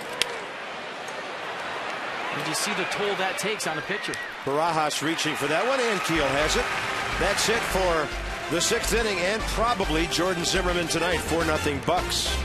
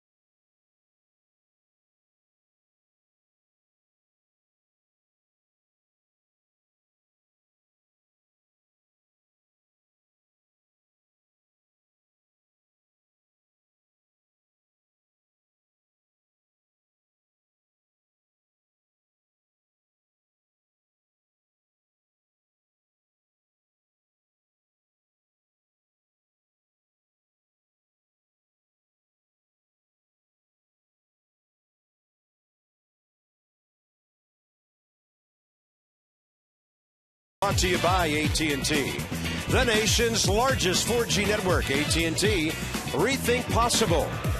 And by Navy Federal Credit Union, serving the Army, Marine Corps, Navy, Air Force, the Department of Defense, and their families. Federally insured by NCUA. Beautiful evening at the Jefferson and here at Nationals Park. We invite you to check out Nationals memorabilia, sections 112 and 113 when you're here at the ballpark. Log on to memorabilia at nationals.com. Game used, autographed, and team issued. That's a game used bat by Danny Espinosa. We love the dirty Zimmermann jersey, by the way. Tyler Clippard, I'm sure, struck out somebody with that number 36 on. And that's the Bat Died a Hero collection.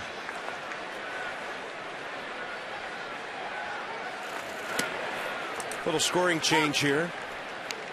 The ball hit to Desmond last half inning, now ruled a base hit by Pedro Alvarez. Man, not an easy play. No problem with that at all.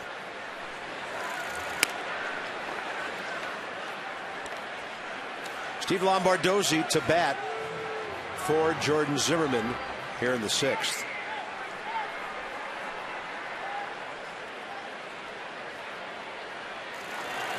Jesus Flores, he breaks his bat and hooks one foul. Nationals box, nothing in there except a 3-2 pitch that barely missed to Bryce Harper last inning.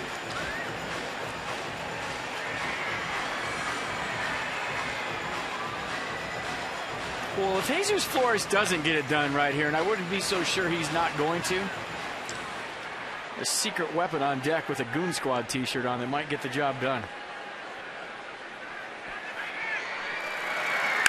Flores with a line drive hit. Left field corner. Jesus digging for 2. And after 5+ innings, folks, there goes the no-hitter. And that was a nice piece of hitting by Jesus Flores. So that's the first thing you got to take care of every day is the no-hitter, and the Nats get it done in the 6th inning here. I think that might have been the first mistake for McDonald this game, a hanger, and Flores was all over it.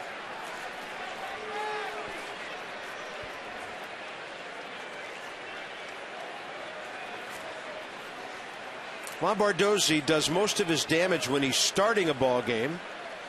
He did collect his first pinch hit this week, and that's going to drop in for his second.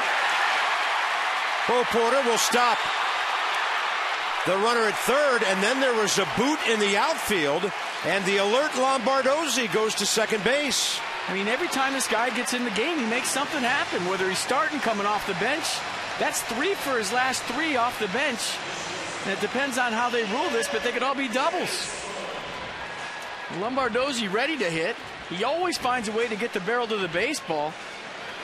And watch the hustle right out of the box. He's thinking 2 already. If this drops, I'm going to be on second. A little bobble right there. And Lombardozzi doesn't slow down a bit. The hustle into second base. And folks, that lit this crowd up, and it definitely got the attention of his teammates in the dugout. And they give him a double, back-to-back extra base hits. Now the ballpark's coming alive, and here's Ian Desmond. Strike, inside edge. Right now, Ian Desmond's thinking, what did I do to deserve all these borderline calls to go against me tonight? Struck out looking first inning. Struck out looking K victim number 8 in the 4th.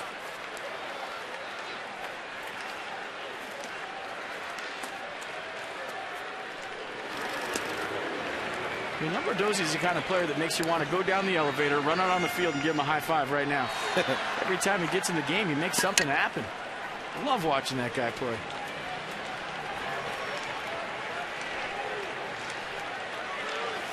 One pitch.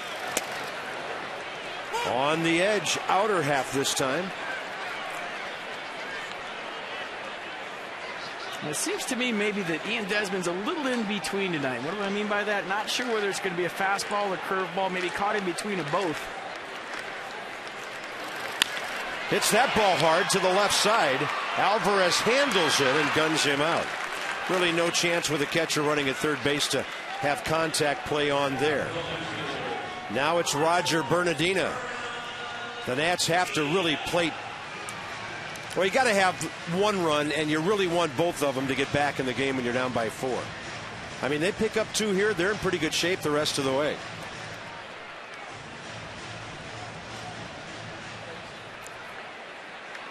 Bernardina hit the tar out of the ball last time, foul, upper deck, before he bounced out on a bang-bang play when Casey McGee made a really good play at first base. Breaking ball drops in. McDonald's been unpredictable tonight with his pitch selection. You can read Roger Bernardina's lips right there. He said, that's up.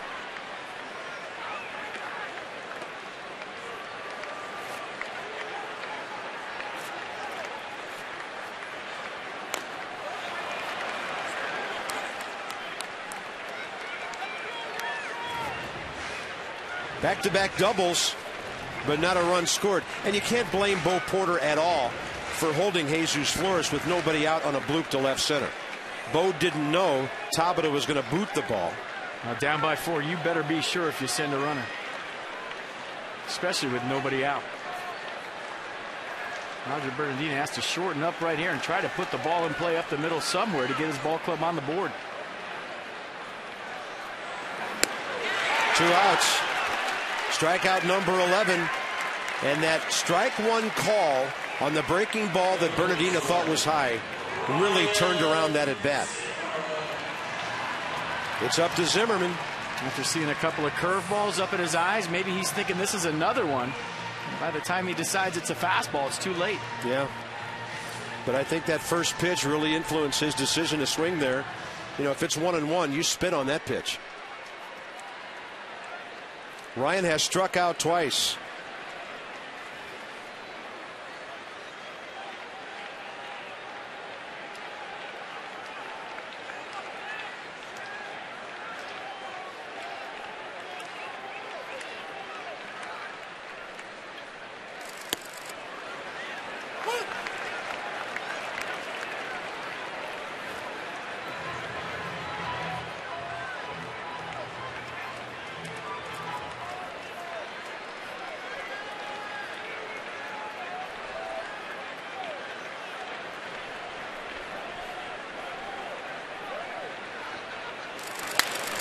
Base hit right field.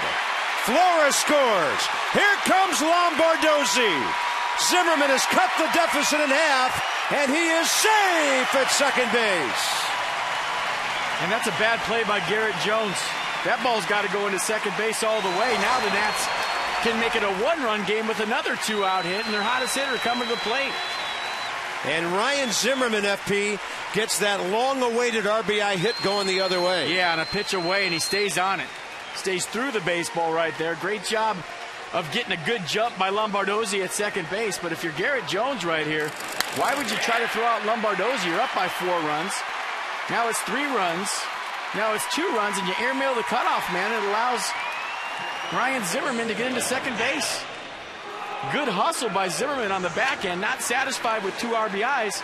Trying to get his team back in the game. That's good baseball. That's good hustle. RBIs number 10 and 11 by Ryan Zimmerman.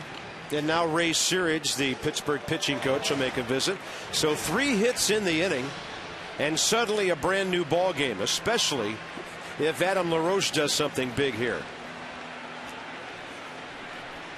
I mean, you got to know your runner on second base. If you know you got an above-average runner in Lombardozzi, even though the ball's hit hard to you, know the situation of the game. You throw a good low throw right there to McGee as the cutoff man.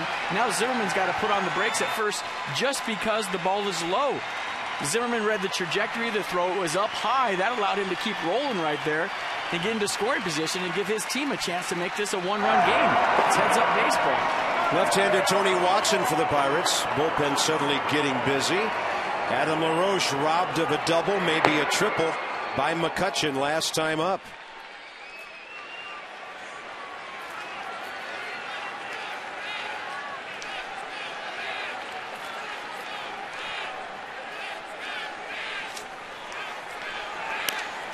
First pitch hacking and a foul ball. Keeps climbing that RBI chart, starting tonight with 29. Freddie Freeman has homered tonight for Atlanta. And he would love to be in third place after this at-bat.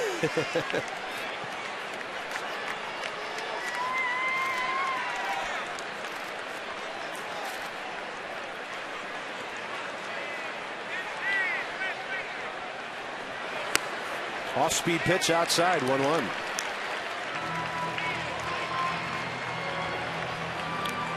Braves now lead the Marlins 6-0. And the Phillies just got 3 in the second at Chicago. 4-1 there behind Roy Halladay. Fireworks here in D.C. suddenly.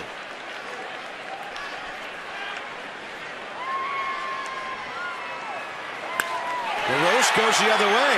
That ball is carrying, and that ball is up against the wall. Zimmerman scores. LaRoche going for 3. He is safe. 4-3 ball game.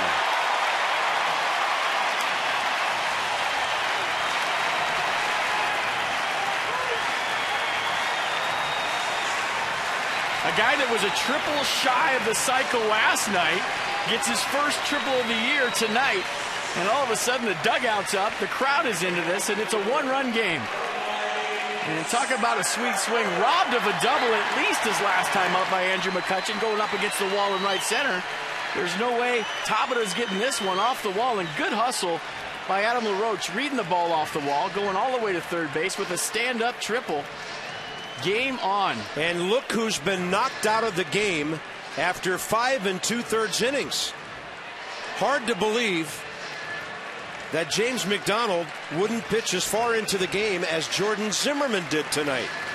The Nationals, 4 hits, 3 extra bases. Called to the bullpen, packaged by the UPS store. We love rallies, and we love logistics.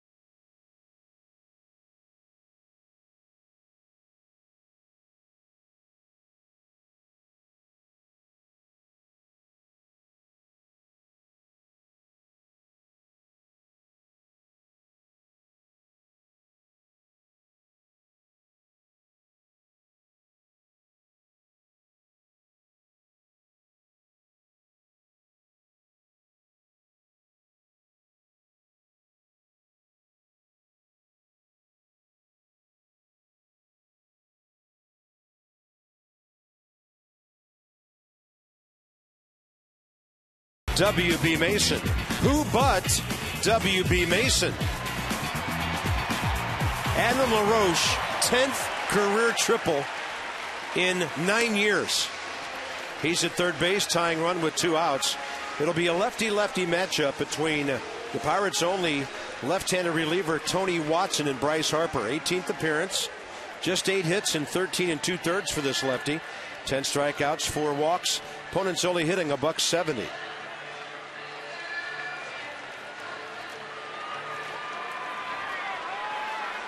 Man, this rally came out of nowhere. 8th inning last week, Harper struck out swinging in Pittsburgh by Tony Watson. Give Jesus Flores credit for getting James McDonald in the stretch with a leadoff double and getting the Nats on the board with a hit. Hard to believe that McDonald would be knocked out of this game and not even get through the 6th inning the way he was pitching.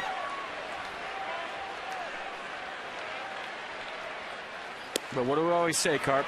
Third time around the order. Do you have stuff to cut through a major league lineup 3 times? Yeah. And the adjustments were made.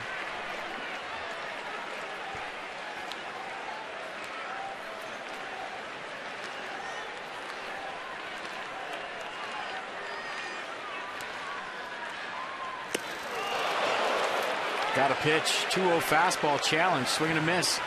But that's his turbo zone right there, middle in, belt high. And he was thinking about making this 5-4 Nats.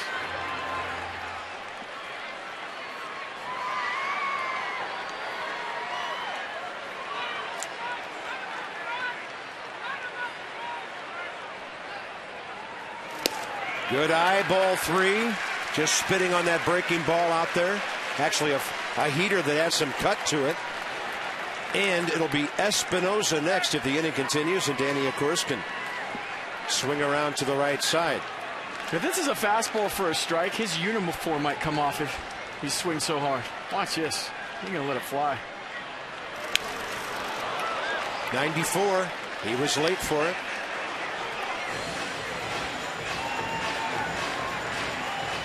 It's a little more under control. The 2-0 hack was going for the downs. This one, it looked like he was thinking about left center. Sure was.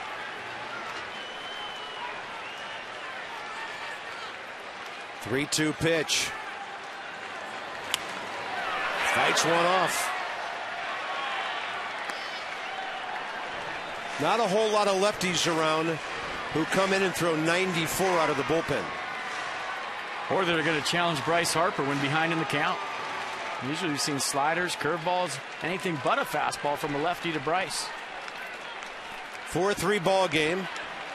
3-2 pitch again. Harper pops it up. Right near the mound. Tough play for the catcher. A tense moment for the Pirates. But the Nats used 3 extra base hits. Zimmerman, the big hit after the Flores double, the Lombardozzi pinch double. Ryan drove in 2. LaRoche goes oppo to make it a 3-run frame.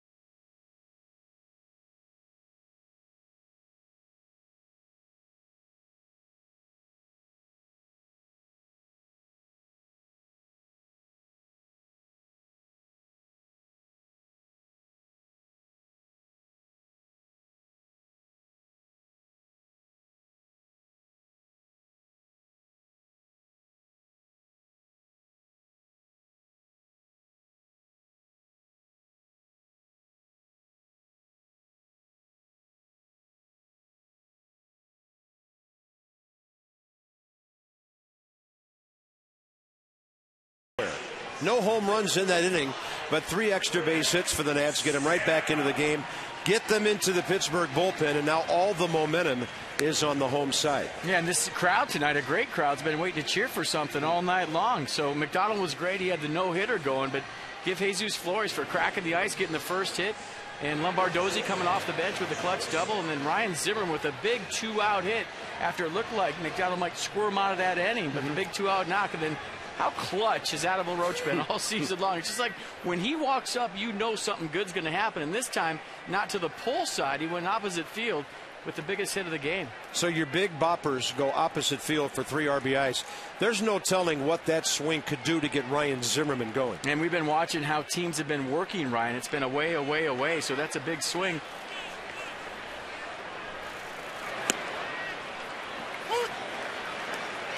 Steve Lombardozzi stays in the game.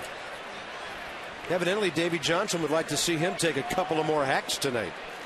Why not? Craig Stammen, first pitch. That's a fair ball from Josh Harrison. It hits that short wall and just dies. And the Pirates send a message. We're not going into the night here. That'll give them a chance to pinch hit now with Clint Barmas.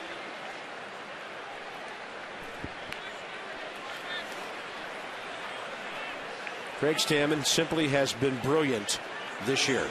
Absolutely brilliant. 23 strikeouts versus just 4 walks. Lefties hitting 160 against him. Righties just 200 for a 187 total. Now he finds himself in a bit of a jam, trying to keep this game at 4-3. Yeah, Barmas, who can handle a bat.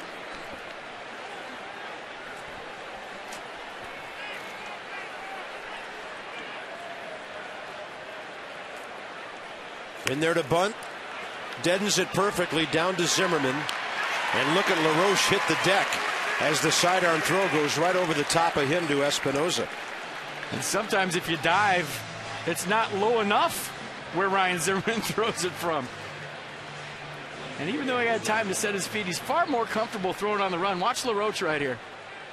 He hits the deck on the throw from Zimmerman, and it's right on the money. Good job of advancing the runner by Clint Barmas off the bench. That's not easy, but a great play by Ryan Zimmerman. It makes it look very easy. It's not that easy. So the Pirates a chance to steal one of those runs back immediately. Infield is in for Jose Tabata. Pirates leadoff man, 1 for 7 in the series with a base hit, a stolen base, and a run scored 8th inning last night.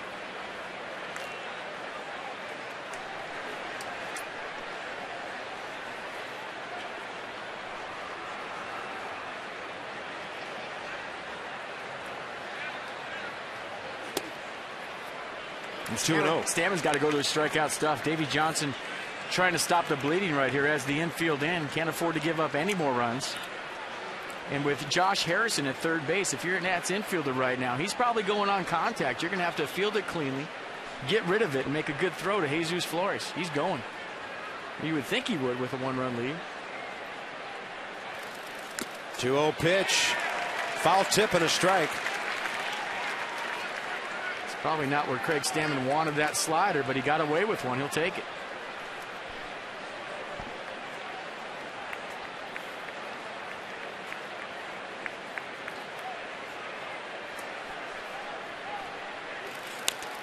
Had him reaching for a good breaking ball there. Counts even. Quite a game flow to this one. Enough to make you crave a Chili's triple dipper. Adam LaRoche style. Choose 3 appetizers from 10 delicious choices.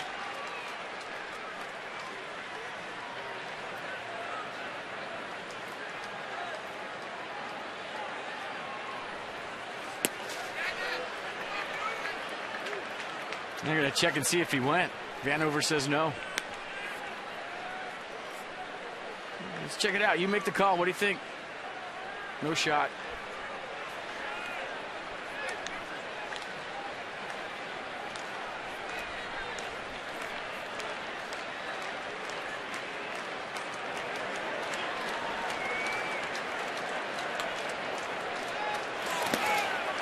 Lost him. And that means in this inning, barring a double play, McCutchen bats. Well, that's maybe why Craig Stammen threw the 3-2 slider right there. He was going to go after him. If he decided to swing, great. If not, set up the double play. But now Clint Hurdle can play hit and run baseball if he wants to for a run. 3 for 3 against Craig Stammen with 2 home runs, Andrew McCutchen. So I've just put the jinx on him. Neil Walker to deal with now, 1 for 3.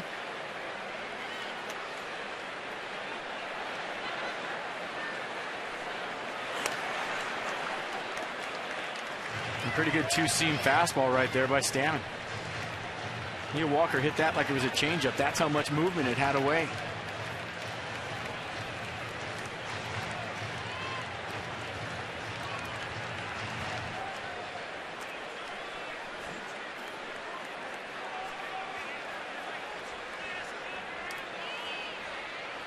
Two on, 1 out in a 1-run game. 7th inning. By the way, when McDonald left the game, he set a new record for the most strikeouts against the Nationals ever while pitching fewer than 6 innings. 11. Byung-Hyun Kim had the previous mark. A lot of Ks for getting 17 outs tonight. But the Nats got him out of the game.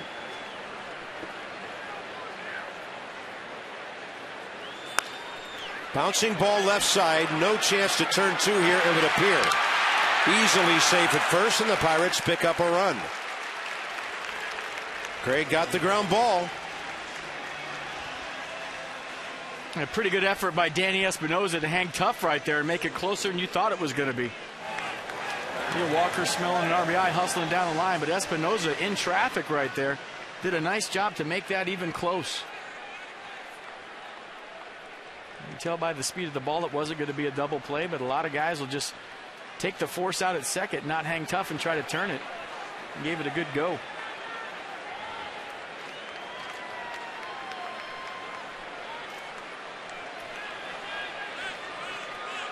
McCutchen 2 for 3 with a pair of homers tonight. 4 for 7 in the series. Jumps on the first one, and Zimmerman fires over to get him. Pirates pick up a run. Time for 25,757 to stretch. 7th inning stretch brought to you by your Washington area Hyundai dealers. The Nats still very much in this one.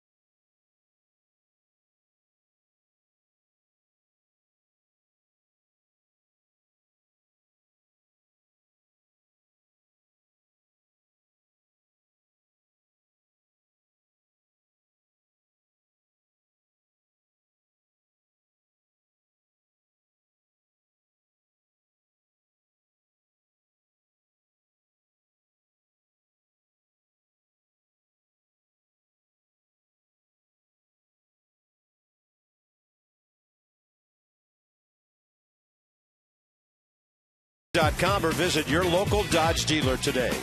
And by That's My Boy, starring Adam Sandler and Andy Samberg, in theaters June 15th.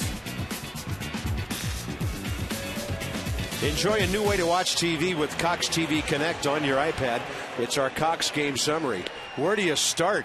Andrew McCutchen, pair of homers. Ryan Zimmerman, big 2-run single for the Nats. Adam LaRoche, 10th career triple for another RBI. What a 6th inning for the Nats. Jesus Forrest leads it off with a double. There goes the no-hitter. And how about Lombardozzi off the bench? A double of his own, a hustle double. And after a couple of outs, Ryan Zimmerman comes up with a clutch 2-out knock to right field. And then the hottest hitter on the planet, Adam LaRoche. A single, a double, a homer last night. And he checks in with a triple tonight. So a cycle in 2 nights for Adam LaRoche. Call it a 2-game cycle. Why not?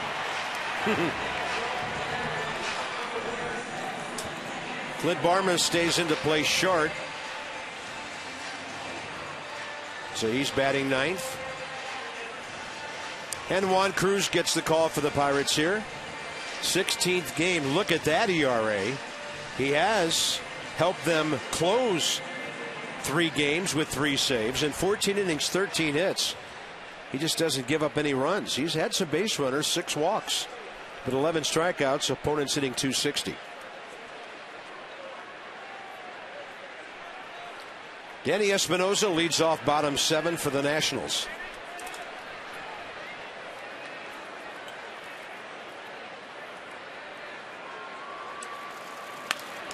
He drills one left center. Hanging up though, and dropped by Jose Tabata. Got there in plenty of time, just didn't make the connection. Huge break for the Nats. And if you thought this team was going to go quietly into the night, you have not watched the Nationals baseball this year. This is a team that fights to the last out. They've done it all season long. Let's see how they score that one. Danny Espinosa got a good piece of that ball, but you're right, Carp. I thought that was getting the gap, and it hung up there longer than you would have thought. Good swing inside out. And it looked like he split the gap perfectly. And had to reach up there at the end. They give Danny Espinosa a double. So the extra base hits are raining down for Washington here. 5 hits, 4 of them for extra bases. Here's Rick Ankiel. It's a little home cooking right there for Danny Espinosa. He'll take it. Nothing tastes better when you've had a tough year, huh? Yep. Rick Ankiel's got to advance this runner. He has struck out twice tonight.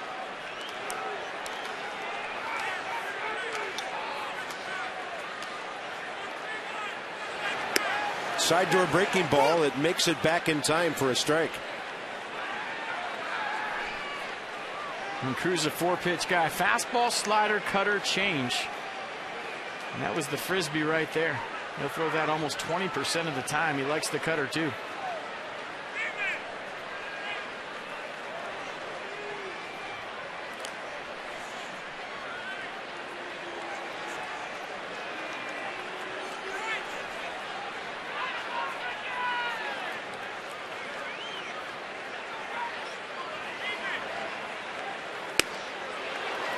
Serious gas there, 95. And it's 0-2. And that was the extra fastball. His fastball's been averaging 92 miles an hour all year. He humped up right there on Ankiel.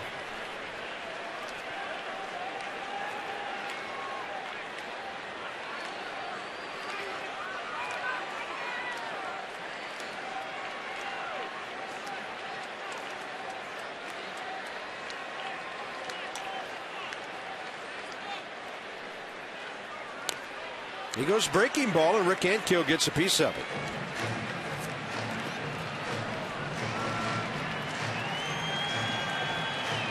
And Ankiel looking to fight with 2 strikes just to hit a ground ball to the right side. Even though it's a 2-run game right here, it's only the 7th inning.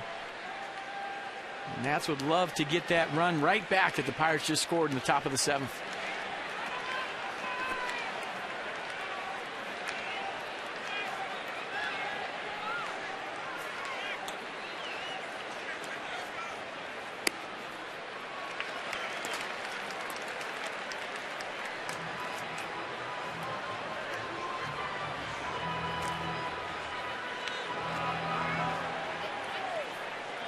Five of Davey Johnson's last 8 hitters have hit safely.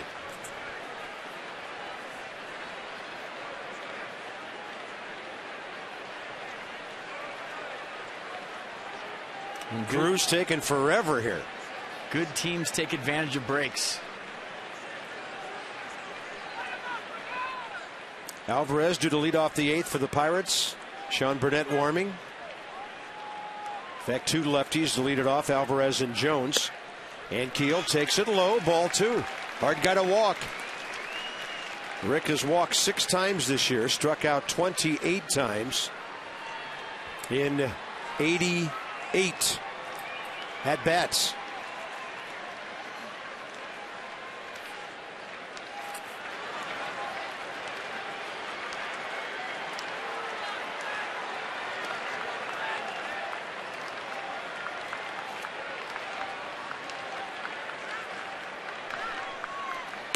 Way outside, ball 3. Had him 0-2. And Rod Barajas is going to go out there and find out what his right-hander wants to throw and what all of a sudden has become the biggest pitch of this baseball game. And Clint Barmas going to go to the mound, see if they're going to change the signs up. But right now, Rick Ankiel has fought all the way back to a 3-2 count. And he is looking for something to pull right here if he can't get on base via the walk.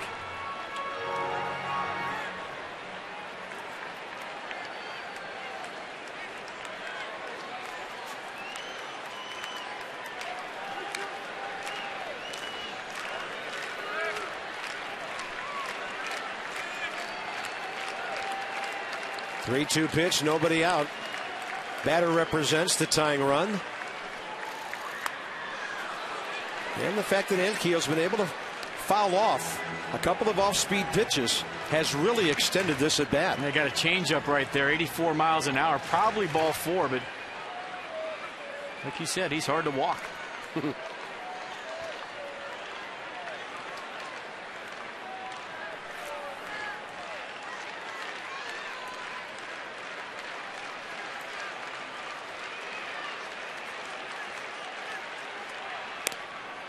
That breaking ball bending way inside, but when Rick started his swing, it looked like a strike. Scrambling the dugout. Gio smiling, odd.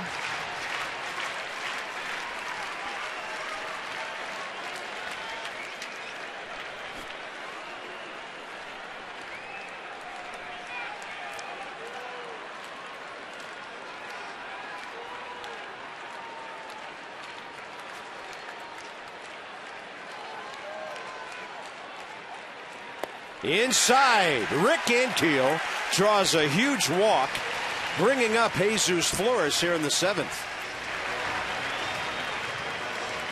And don't forget, Lombardozzi's still in the ballgame. He bats after Jesus here. That is the first walk the Pirates have given the Nationals tonight. Pedro Alvarez going to go to the mound, talk to his right-hander. And does Davey Johnson put on the bunt right here with Jesus Flores? Down by 2. I would. Would you? I don't think he's going to. I have too much makeup on to make a decision up here right now, but I don't think he's going to put the bunt on. I think he's going to let him swing away, although Lombardozzi's been barreling up the baseball. I mean, there's a lot that goes into it. Who's on deck? Speed of the runners. Can the guy handle the bat in the box? Time of the game. All this stuff factors into it, but right now, Flores hit a double last time up. Davey Johnson's very aggressive. We'll see, but he might let him swing away. One more thing to remember. After Lombardozzi is Desmond. After him is the pitcher spot, and the Pirates are out of left-handed relievers. So Chad Tracy comes into play. Might be a little early for him, we'll see. But Tracy is the presence in that dugout that could have an impact as early as the 7th inning tonight. It's so nice to have a guy on the bench like Chad Tracy, not because of the results, but what he makes the other manager do. Right. Flores pulls it back and takes a strike.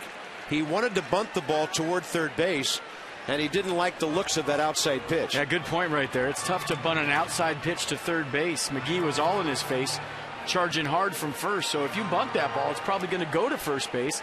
If you reach out and try to hook it back to third base, you can pop it up. It doesn't look like the Pirates have any kind of signs to put on a bunt play. They're doing a lot of communicating out there. You usually see the third baseman put on some kind of sign.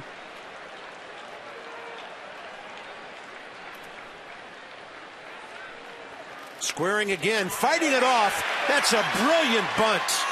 Jesus Flores, 5-4 on the sacrifice, and the tying run goes to second base.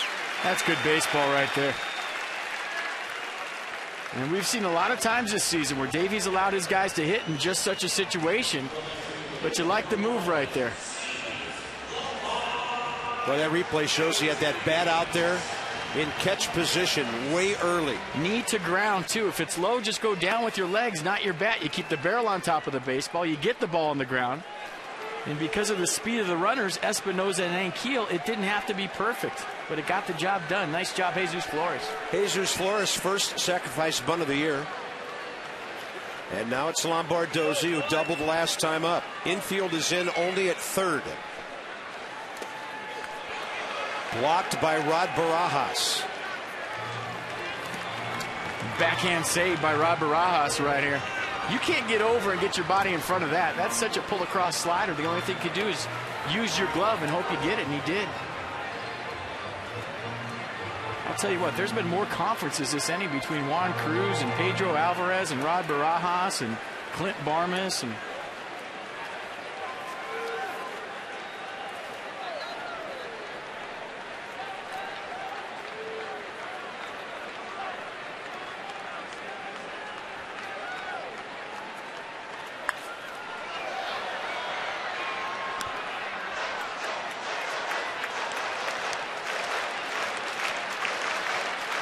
take a couple shots here if you're Lombardozzi. Try to get your pitch, drive something into a gap, get yourself in scoring position, pick up both guys. If you get to a 2-strike count, it's the right man in the right spot. Spread out, play pepper with the middle infield. Get yourself an RBI and get your team a run. Way inside, 2-1. When Cruz has missed this inning, he's missed in big fashion.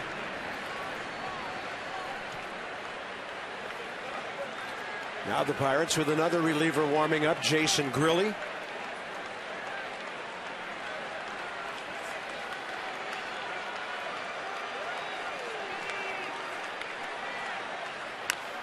Little tapper. No place Espinoza can go. 2 outs. And besides first and third, that was the only place that Lombardozzi could hit it and not get an RBI. It'll be up to Ian Desmond now with 2 outs. Chad Tracy already in the on-deck circle.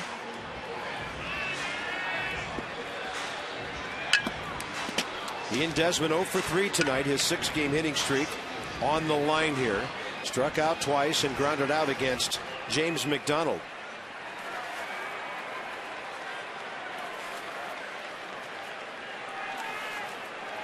Well, the Nats have gotten all 3 runs tonight on 2-out hits. The big hit by Ryan Zimmerman, Adam LaRoche triple off the left field wall. Let's see if Ian Desmond could do the same. 95 upstairs.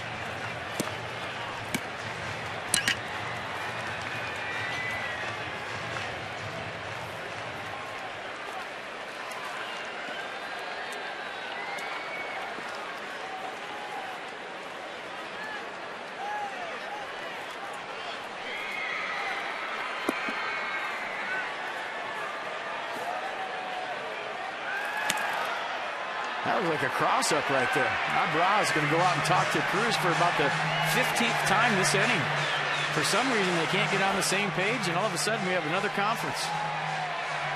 He thought it was going to be a slider. You got a fastball, and that's the one that can hurt you. When you go slow to hard, you're thinking off-speed is coming, and it's a fastball. That can do some damage. A nice stop by Barajas. And once again, we have a convention at the mound.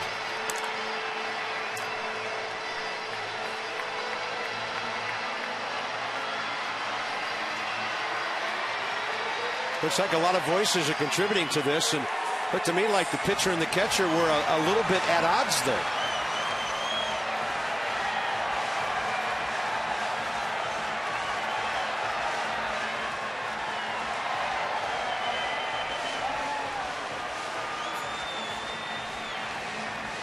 I think you should have a 2-trip minimum per inning for anybody going to the mound. Just make it a rule. You know, that's what signs are for. That's why the game has signs. Whether it's a bunt D, whether it's a first and third defense, whether it's a pitch. Well, we are in Washington, and no city loves a good committee like D.C. 1 ball to 1 strike. Desmond with a good take. This will be a big pitch in the ball game now, because Chad Tracy's on deck. Pirates don't have any other lefties in their pen. And I'm sure Clint Hurdle does not want to face Chad Tracy here. Yeah, if you're Ian Desmond, that's all you have to do is look in the on-deck circle, see Chad Tracy, and know you're going to get a pitch right here.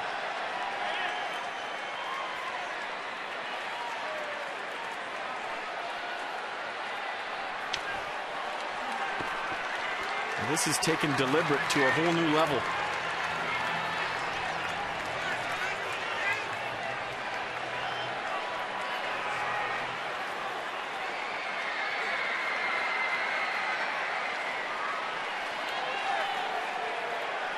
Cruz still doesn't have his foot on the rubber.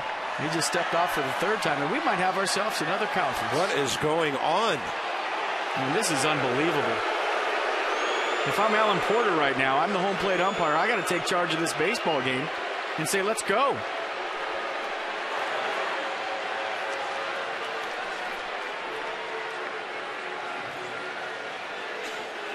Juan Cruz has been in the major leagues off and on since 2001. It's not looking that way right now.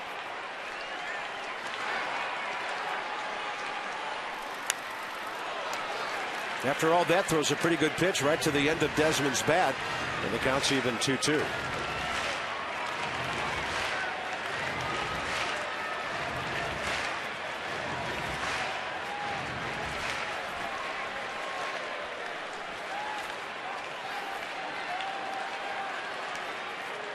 Tying runs on base in a 5-3 seventh inning game.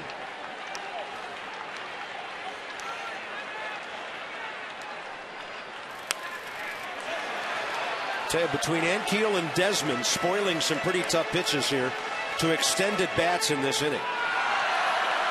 Ankiel at second base after his really good walk. You take a borderline pitch as a major league hitter, foul it off, buy yourself another chance. You never know.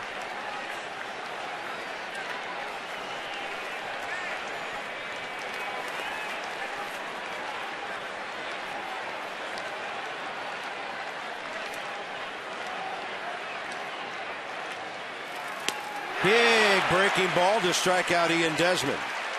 The Nats had second and third with one out, couldn't convert. Eighth inning coming up.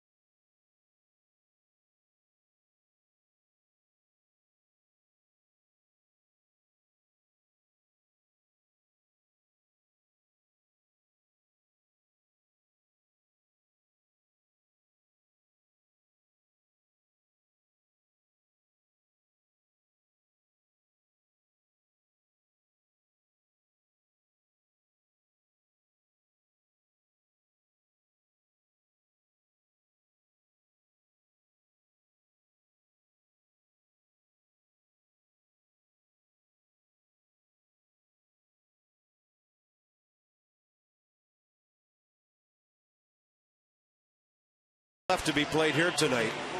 Top 8 coming up. Alvarez, Jones, and McGee. This Day in History brought to you by Ocean City, Maryland. OCOcean.com. Click on Summer of Thanks for special deals and discounts. And at St. Louis, 2 years ago tonight, a very nervous young man from Indiana made his debut not that far from home. Felipe Lopez, the fly ball. Josh Willingham, great play. He drilled Ryan Ludwig, struck out Matt Holliday. How about those hitters for your debut? Who's that again? Number 58 with short hair? Some kid from Indiana named Drew. You guys were telling me before we went on today that you could actually see him shaking a little bit. He was so nervous on the mound. And why wouldn't you be in your first major league appearance? Well, you know, he was really fast-tracked to the big leagues. And the Nationals got him as a compensation pick after Aaron Crow did not sign. He went out and played independent ball for another year or so. Crow did, and ended up signing with Kansas City. So Drew Storen, I mean, he was in the big leagues almost immediately. Didn't walk hardly anybody in his minor league career. Pedro Alvarez and Sean Burnett, lefty-lefty matchup here. That one drops in for a strike. And that's the slider from Sean Burnett. It's been good all season long, and he'll expand outside the zone once he throws one for a strike, but he's got a fastball and a changeup to go with it. The two-seam fastball has been great. Pounding the strike zone, very aggressive with it early in the count. Fooled him on that one, swinging at a pitch that was unreachable. And that's the expando slider. Throw one for a strike, let him see the rotation, make the hitter think you're going to throw another one for a strike, and you actually throw it for a ball. Nice job.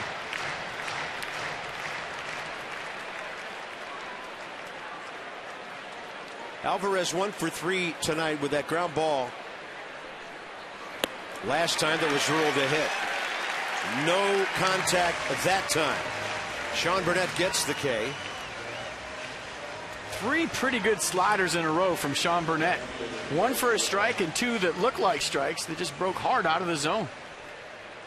Washington area Toyota dealers helping children receiving medical treatment and their families at the National Institutes of Health. Every strikeout gets the Children's Inn at NIH $37. Garrett Jones takes one. He's 0 for 3 tonight.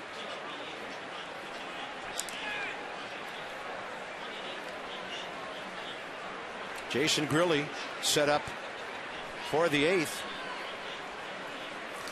And the Nats have one left-handed bat that could lead off, and that would be Chad Tracy. Espinosa takes care of that. Join the Potomac Nationals down in Woodbridge to see the Nats of tomorrow today. Right down I-95 to Fitzner Stadium. You can check out all their fun at the ballpark, creative promotions, often bordering on crazy. 703-590-2311 or PotomacNationals.com. I mean, we've already had Superheroes Day, Titanic Day. Well, I'm out of jokes. Maybe they're out of promotions. We need some more material. They're going to catch us off guard when we least expect it. Casey McGee is 0 for 2 with a walk and a run scored. He walked in front of that 4th inning McCutchen home run. Line drive, Danny Espinosa. There to grab it. Casey McGee 0 for his last 17. Pinch hitter, then Zimmerman and LaRoche coming.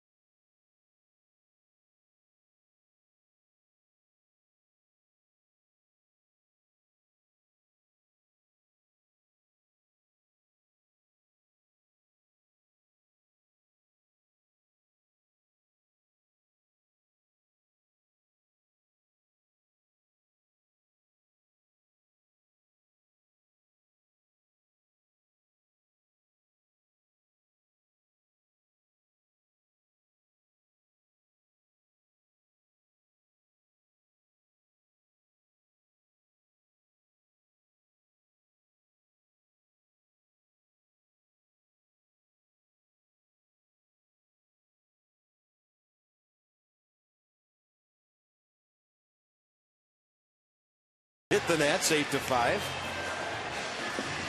It is the Battle of the Beltways back tomorrow night.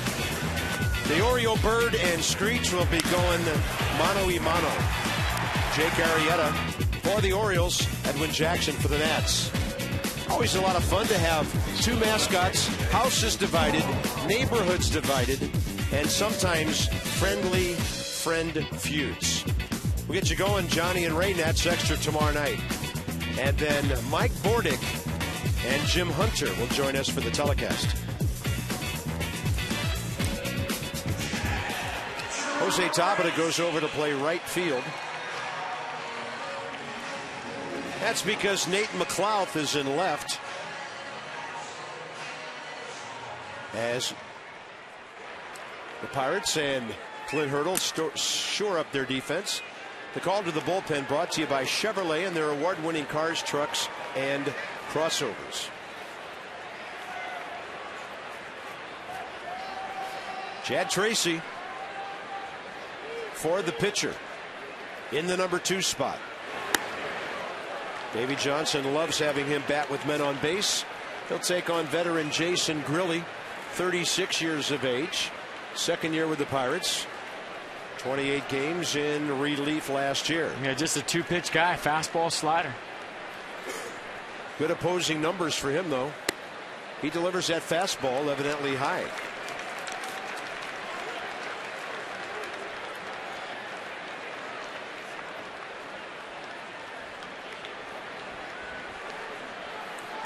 Chad Tracy's pinch hitting numbers getting better and better all the time. 5 for 14 with a homer, 8 RBIs. And I know he'd like to drive the ball, but his number 1 job, try to get on base here. Look at those numbers. 3 for 3 with a home run, 3 RBI career off Grilli.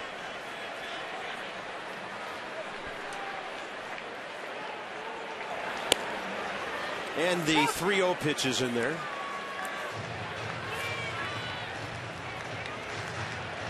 Ryan Zimmerman 1 for 5 against this right-hander. And then Adam LaRoche, who's 0 for 1.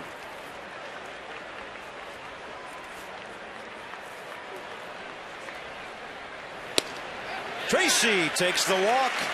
That's as good as a hit right now. Seeing the ball big. You just want to get the tying run to the plate late. And that's another good at-bat from Chad Tracy. All he does is get on base. So, for a good part of the rest of this game, the Nats have numerous opportunities to have that tying run in the batter's box. Ryan Zimmerman 1 for 3 with an opposite field 2-run single last time up.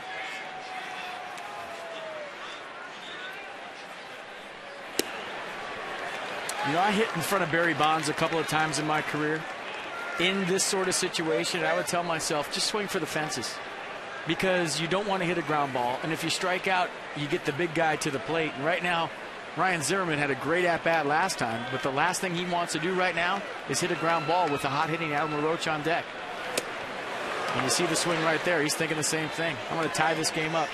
It's almost like a free at-bat. You just let it loose. You try to go for a home run or, you know, swing hard in case you hit it.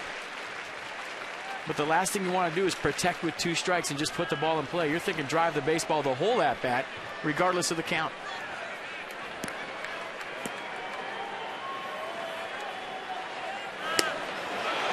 That was another I'm going to tie the game swing. Just missed it. Grilli at the age of 36 pumping 95-mile-an-hour fastballs. This is a good heater with a little hair on it.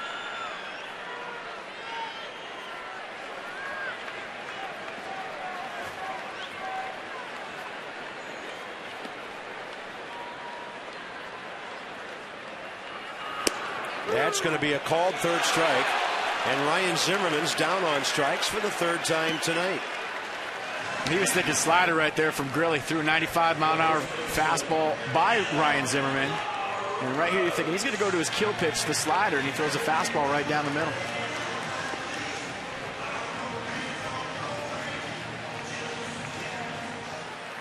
I mean, can this guy do anything else? Does he have one more in him?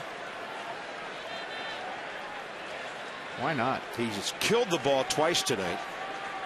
McCutchen took an extra base hit away from him in the 5th.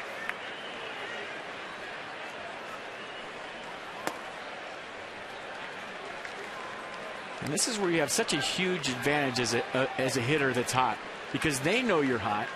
They're going to try to hit a corner, and that's how you get yourself into hitting counts. They know you're locked in. They know that you've won 8 for 15 with a .533 average, 3 home runs, 9 RBIs, 4 walks against them this year. So what you do as a pitcher is you try to be too fine. You try to hit a corner. You don't want to make a mistake. The guy's locked in. That's how you find yourself in hitting counts consistently as a hot hitter. 95 to a corner, that's paint.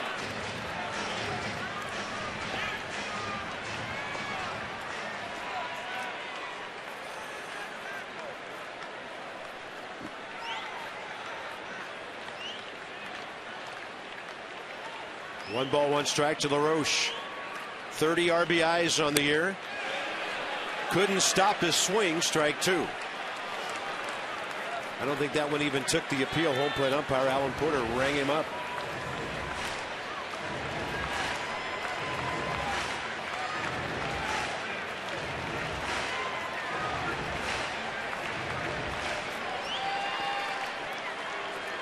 Amazing hitting when behind. 353 on a 1-2 count this year. That's ridiculous.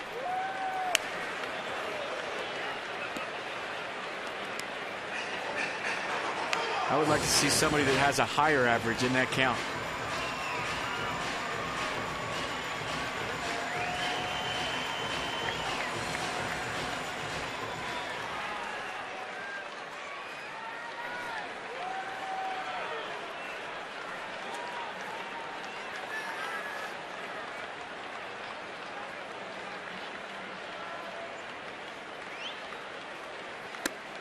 Fastball up. He tried to paint where he painted Zimmerman.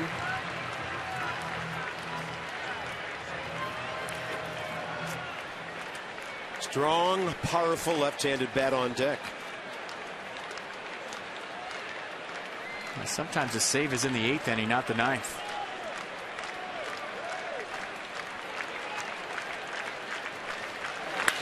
LaRoche high in the air. Deep left center. Little play for McCutchen at the edge of the track. 2 down. He gave it a go.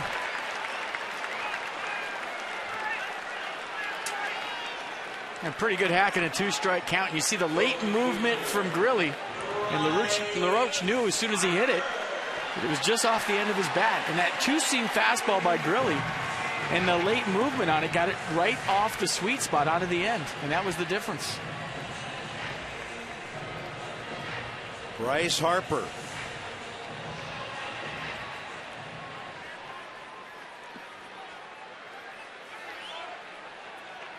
Oh for 2 with a walk tonight.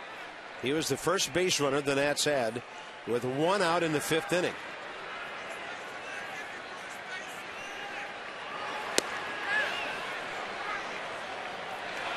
Tony Randazzo says it was a swing. And he went. That's a good call. Bryce tried to kind of walk out of that. Pretty good job of stopping the bat. He thought he did.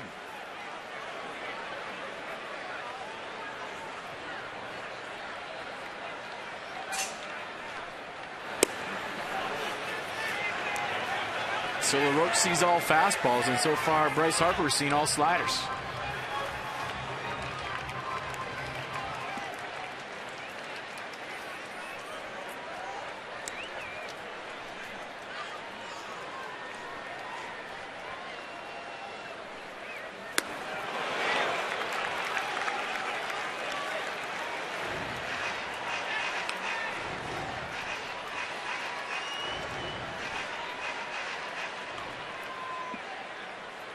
Nats had a leadoff walk. Tracy's still at first with 2 outs.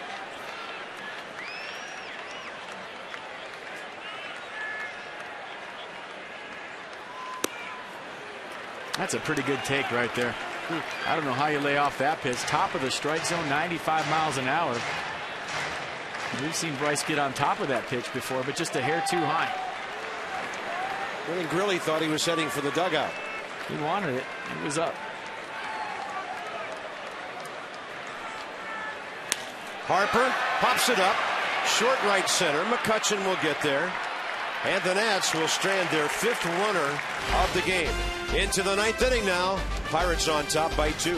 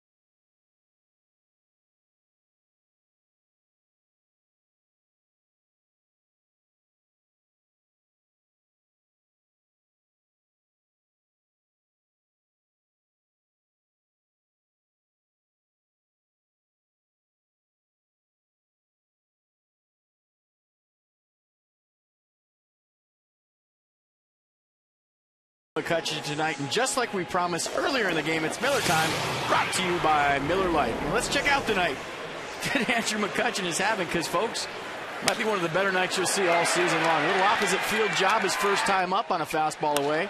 And how about this play in the 5th inning to preserve the no-hitter up against the wall? A little bobble piece stayed with it, and his second home run of the game in the 6th inning. A bomb over the bullpen in left center field. So have a night, Andrew McCutchen. He's doing it all. Lumber, leather, everything, you name it. One of the better players we've seen this year, if not the best. Chad Tracy will stay and play first base. And that'll take Adam LaRoche out. He'll get the rest of the evening off. The pitcher spot is the cleanup spot, and that's where Ryan Matthews takes over here in the 9th. Bottom of the order for the Pirates, Barajas, Harrison, and the pitcher spot. Actually, it'll be Clint Barmas. Nate McLouth is right ahead of him.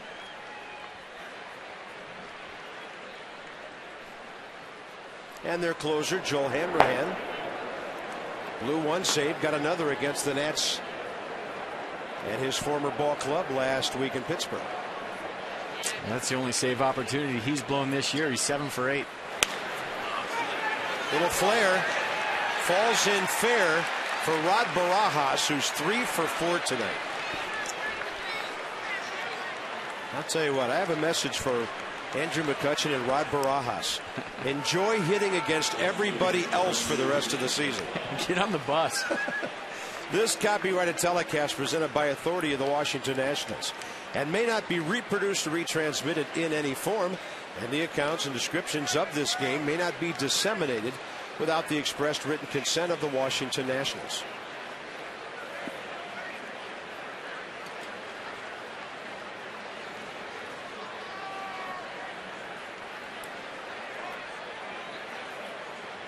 Nate McLouth, the hitter.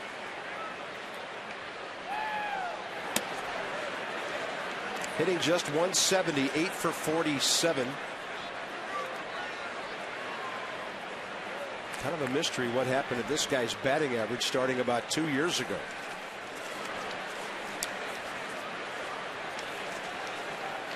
He had 276 in 08, 256 in 09 with the Pirates. We traded him to Atlanta in a 4-player deal. 257 for the Braves in 09. 20 homers, 70 RBIs with the Pirates and the Braves that year, and then 190. The year after that, he was optioned to AAA.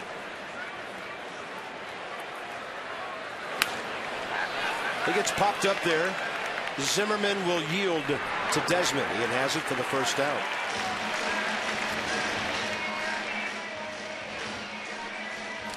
Nats haven't been able to leave the yard tonight, but when they do, your Washington area Lexus dealers donate $200 to the Children's National Medical Center. Nats have hit 34 homers on the year, and 2/3 of those have come in the last 2 weeks. Yeah, 20 in their last 12 games. Here's Clint Barmas, who sacrificed last time.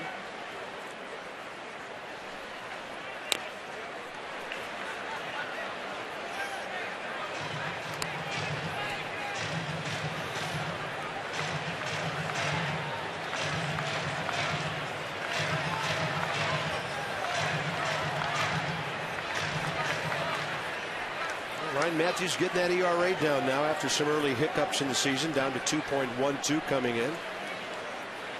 Only given up 14 hits and 17 innings coming into this one. And it's a breaking ball outside, 1-1. And the scoreboard here at Nats Park tallies the ERA as you go. I've talked to a few pitchers that have taken a peek at the scoreboard in the middle of their outings, because you obviously can't do that as a pitcher in the middle of a game, tally.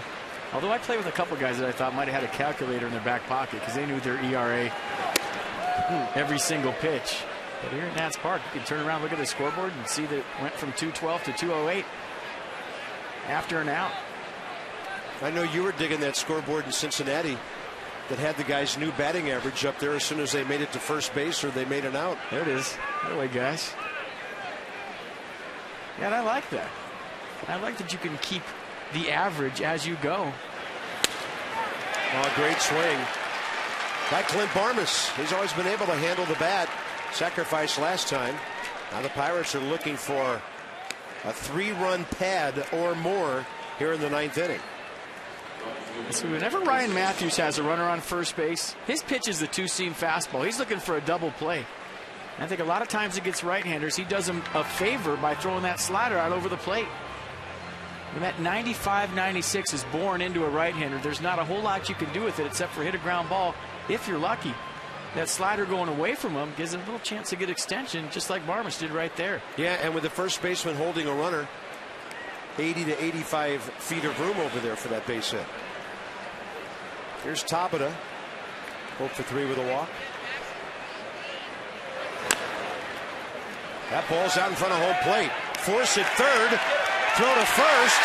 2-5-3 double play. A rather rare variety. Bottom of the 9th coming up. Espinosa, Ankiel, and Flores.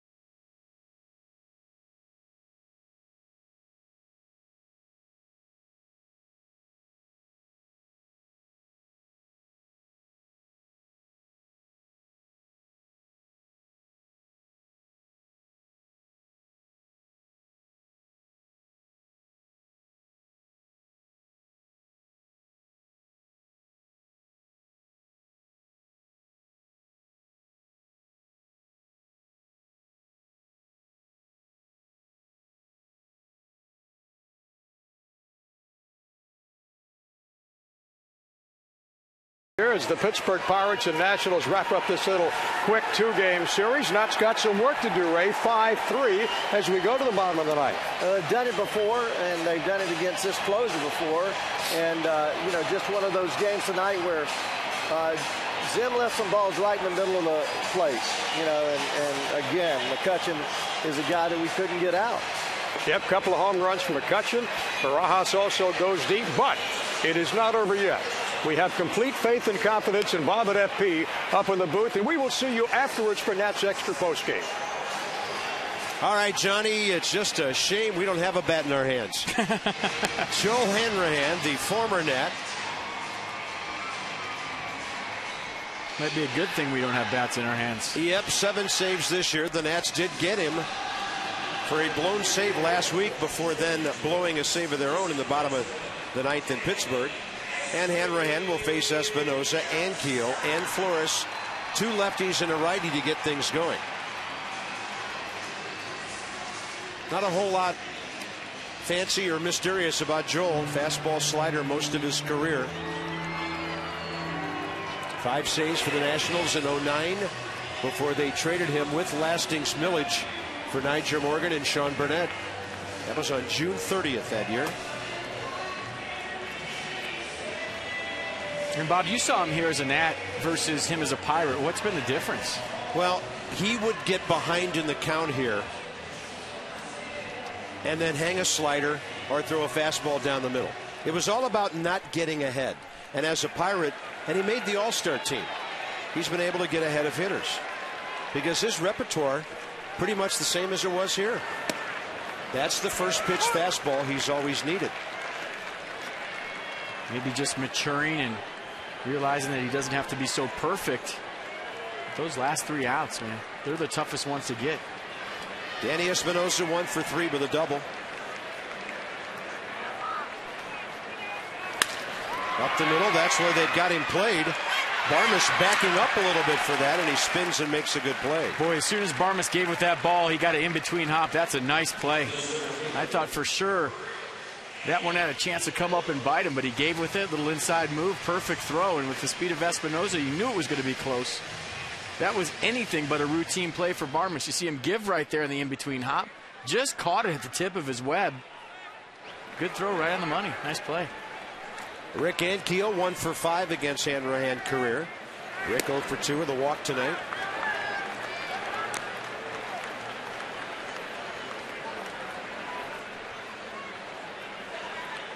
Well, the Pirates are trying to win the season series here.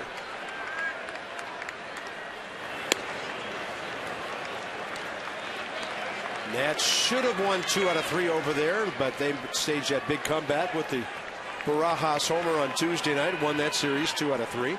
And if Clint Hurdle's team, well, Clint Barmas too, they win this game, they'll be just 2 games under 500. St. Louis lost today.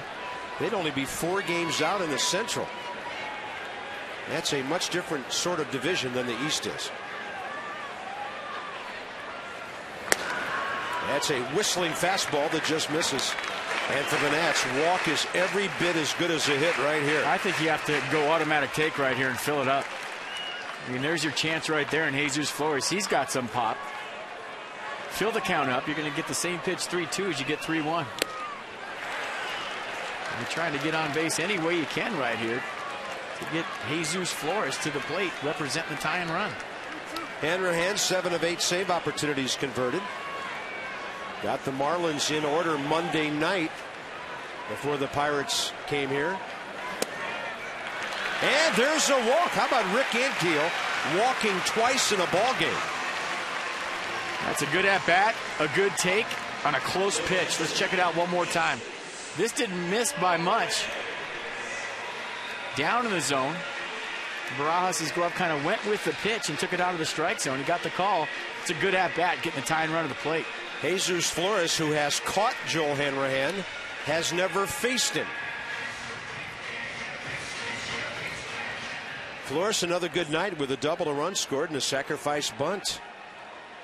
Too bad the Nats couldn't convert that second and third one-out situation. Back in the 7th, this game would be a whole lot tighter. That's a good time for his first Tater of the year.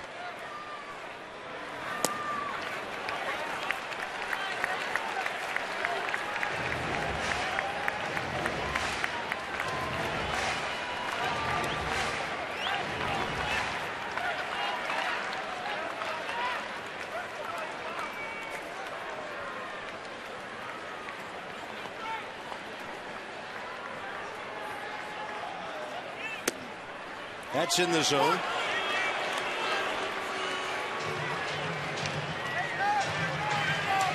Joel, of course, a native of Iowa, did a lot of great charity work when they had the floods out there several years ago. He and the Nats raised a lot of money for flood victims in the Hawkeye State. Flores, a foul off to the right side, 1-2. Nats Extra. It's the postgame show presented by WB Mason. When this one's over, Johnny and Ray with you from left field.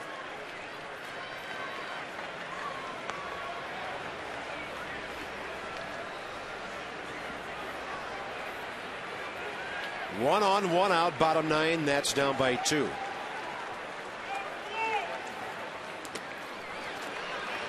Pretty good stop by Rod Barajas.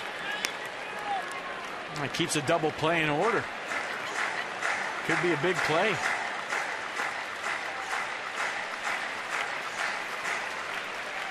Hanrahan now 67 career saves.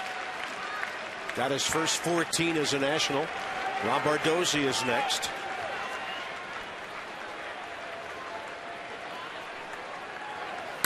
Flores up the middle. Knocked down. Walker, base hit. Perfectly placed by Jesus Flores. And he's 2 for 3 tonight. Nice job, a 2-strike hit in Jesus Flores. Putting the ball in play right back up the middle. You saw the 2-seam fastball from Hanrahan. Did a nice job of getting his hands inside the ball, not rolling over right there, and that's a heck of an effort by Walker. Just couldn't make the play. Yeah, Hanrahan falls off to the side severely, and Jesus Flores put that ball right in behind him over the pitching rubber. And a big spot now for Steve Lombardozzi.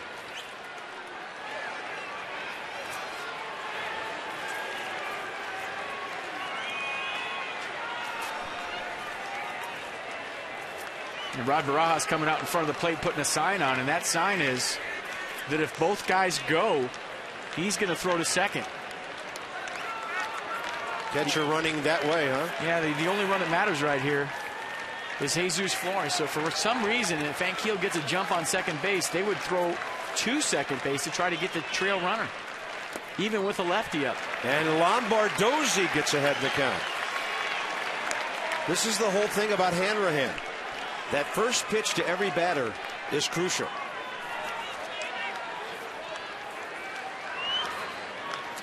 And Lombardozzi would love to hook one down in the right field corner. They take a fastball. Wow, ball 2. He's up.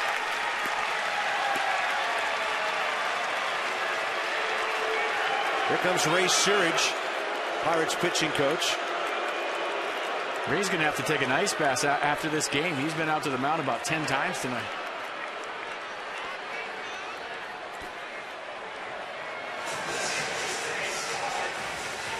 Lombardozzi has faced Joel Hanrahan once and was hit by a pitch.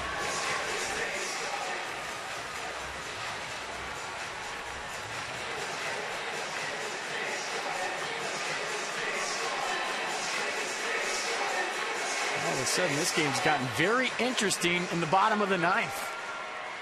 And if you're Lombardozzi right here, you're looking for one pitch in one spot, and you are trying to drive something into a gap. Yeah, he had Lombardozzi with a pitch in the top of the 9th last Wednesday. 2 balls, no strikes. Taking all the way.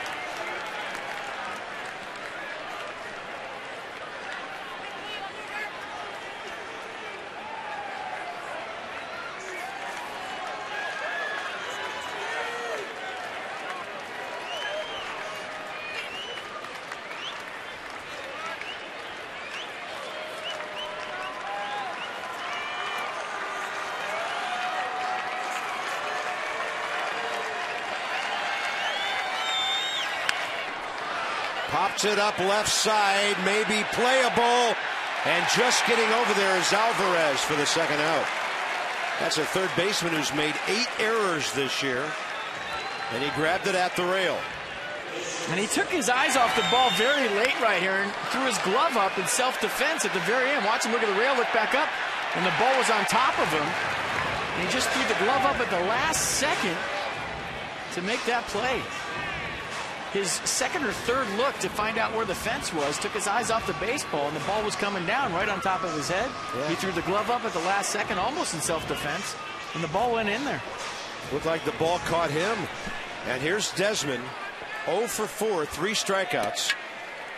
And the final hope for the Nats with a 6-game hitting streak on the line. A couple of walk-off jacks under his belt, too.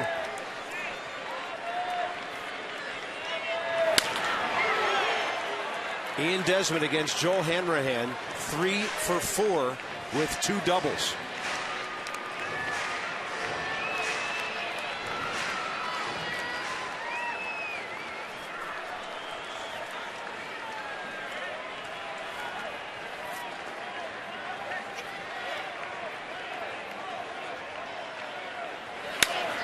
Well hit, out of play, right side 0-2.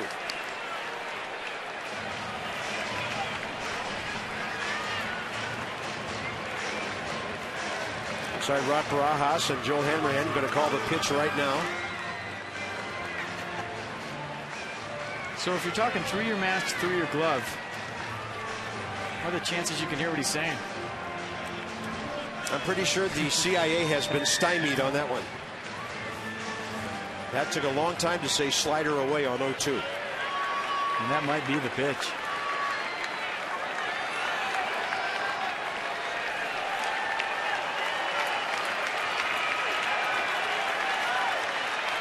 There it is, game over. And the Pirates win the season series from the Nats, 3-2. 5-3 Bucks. McCutchen 2 homers. Barajas a big home run. More in a moment.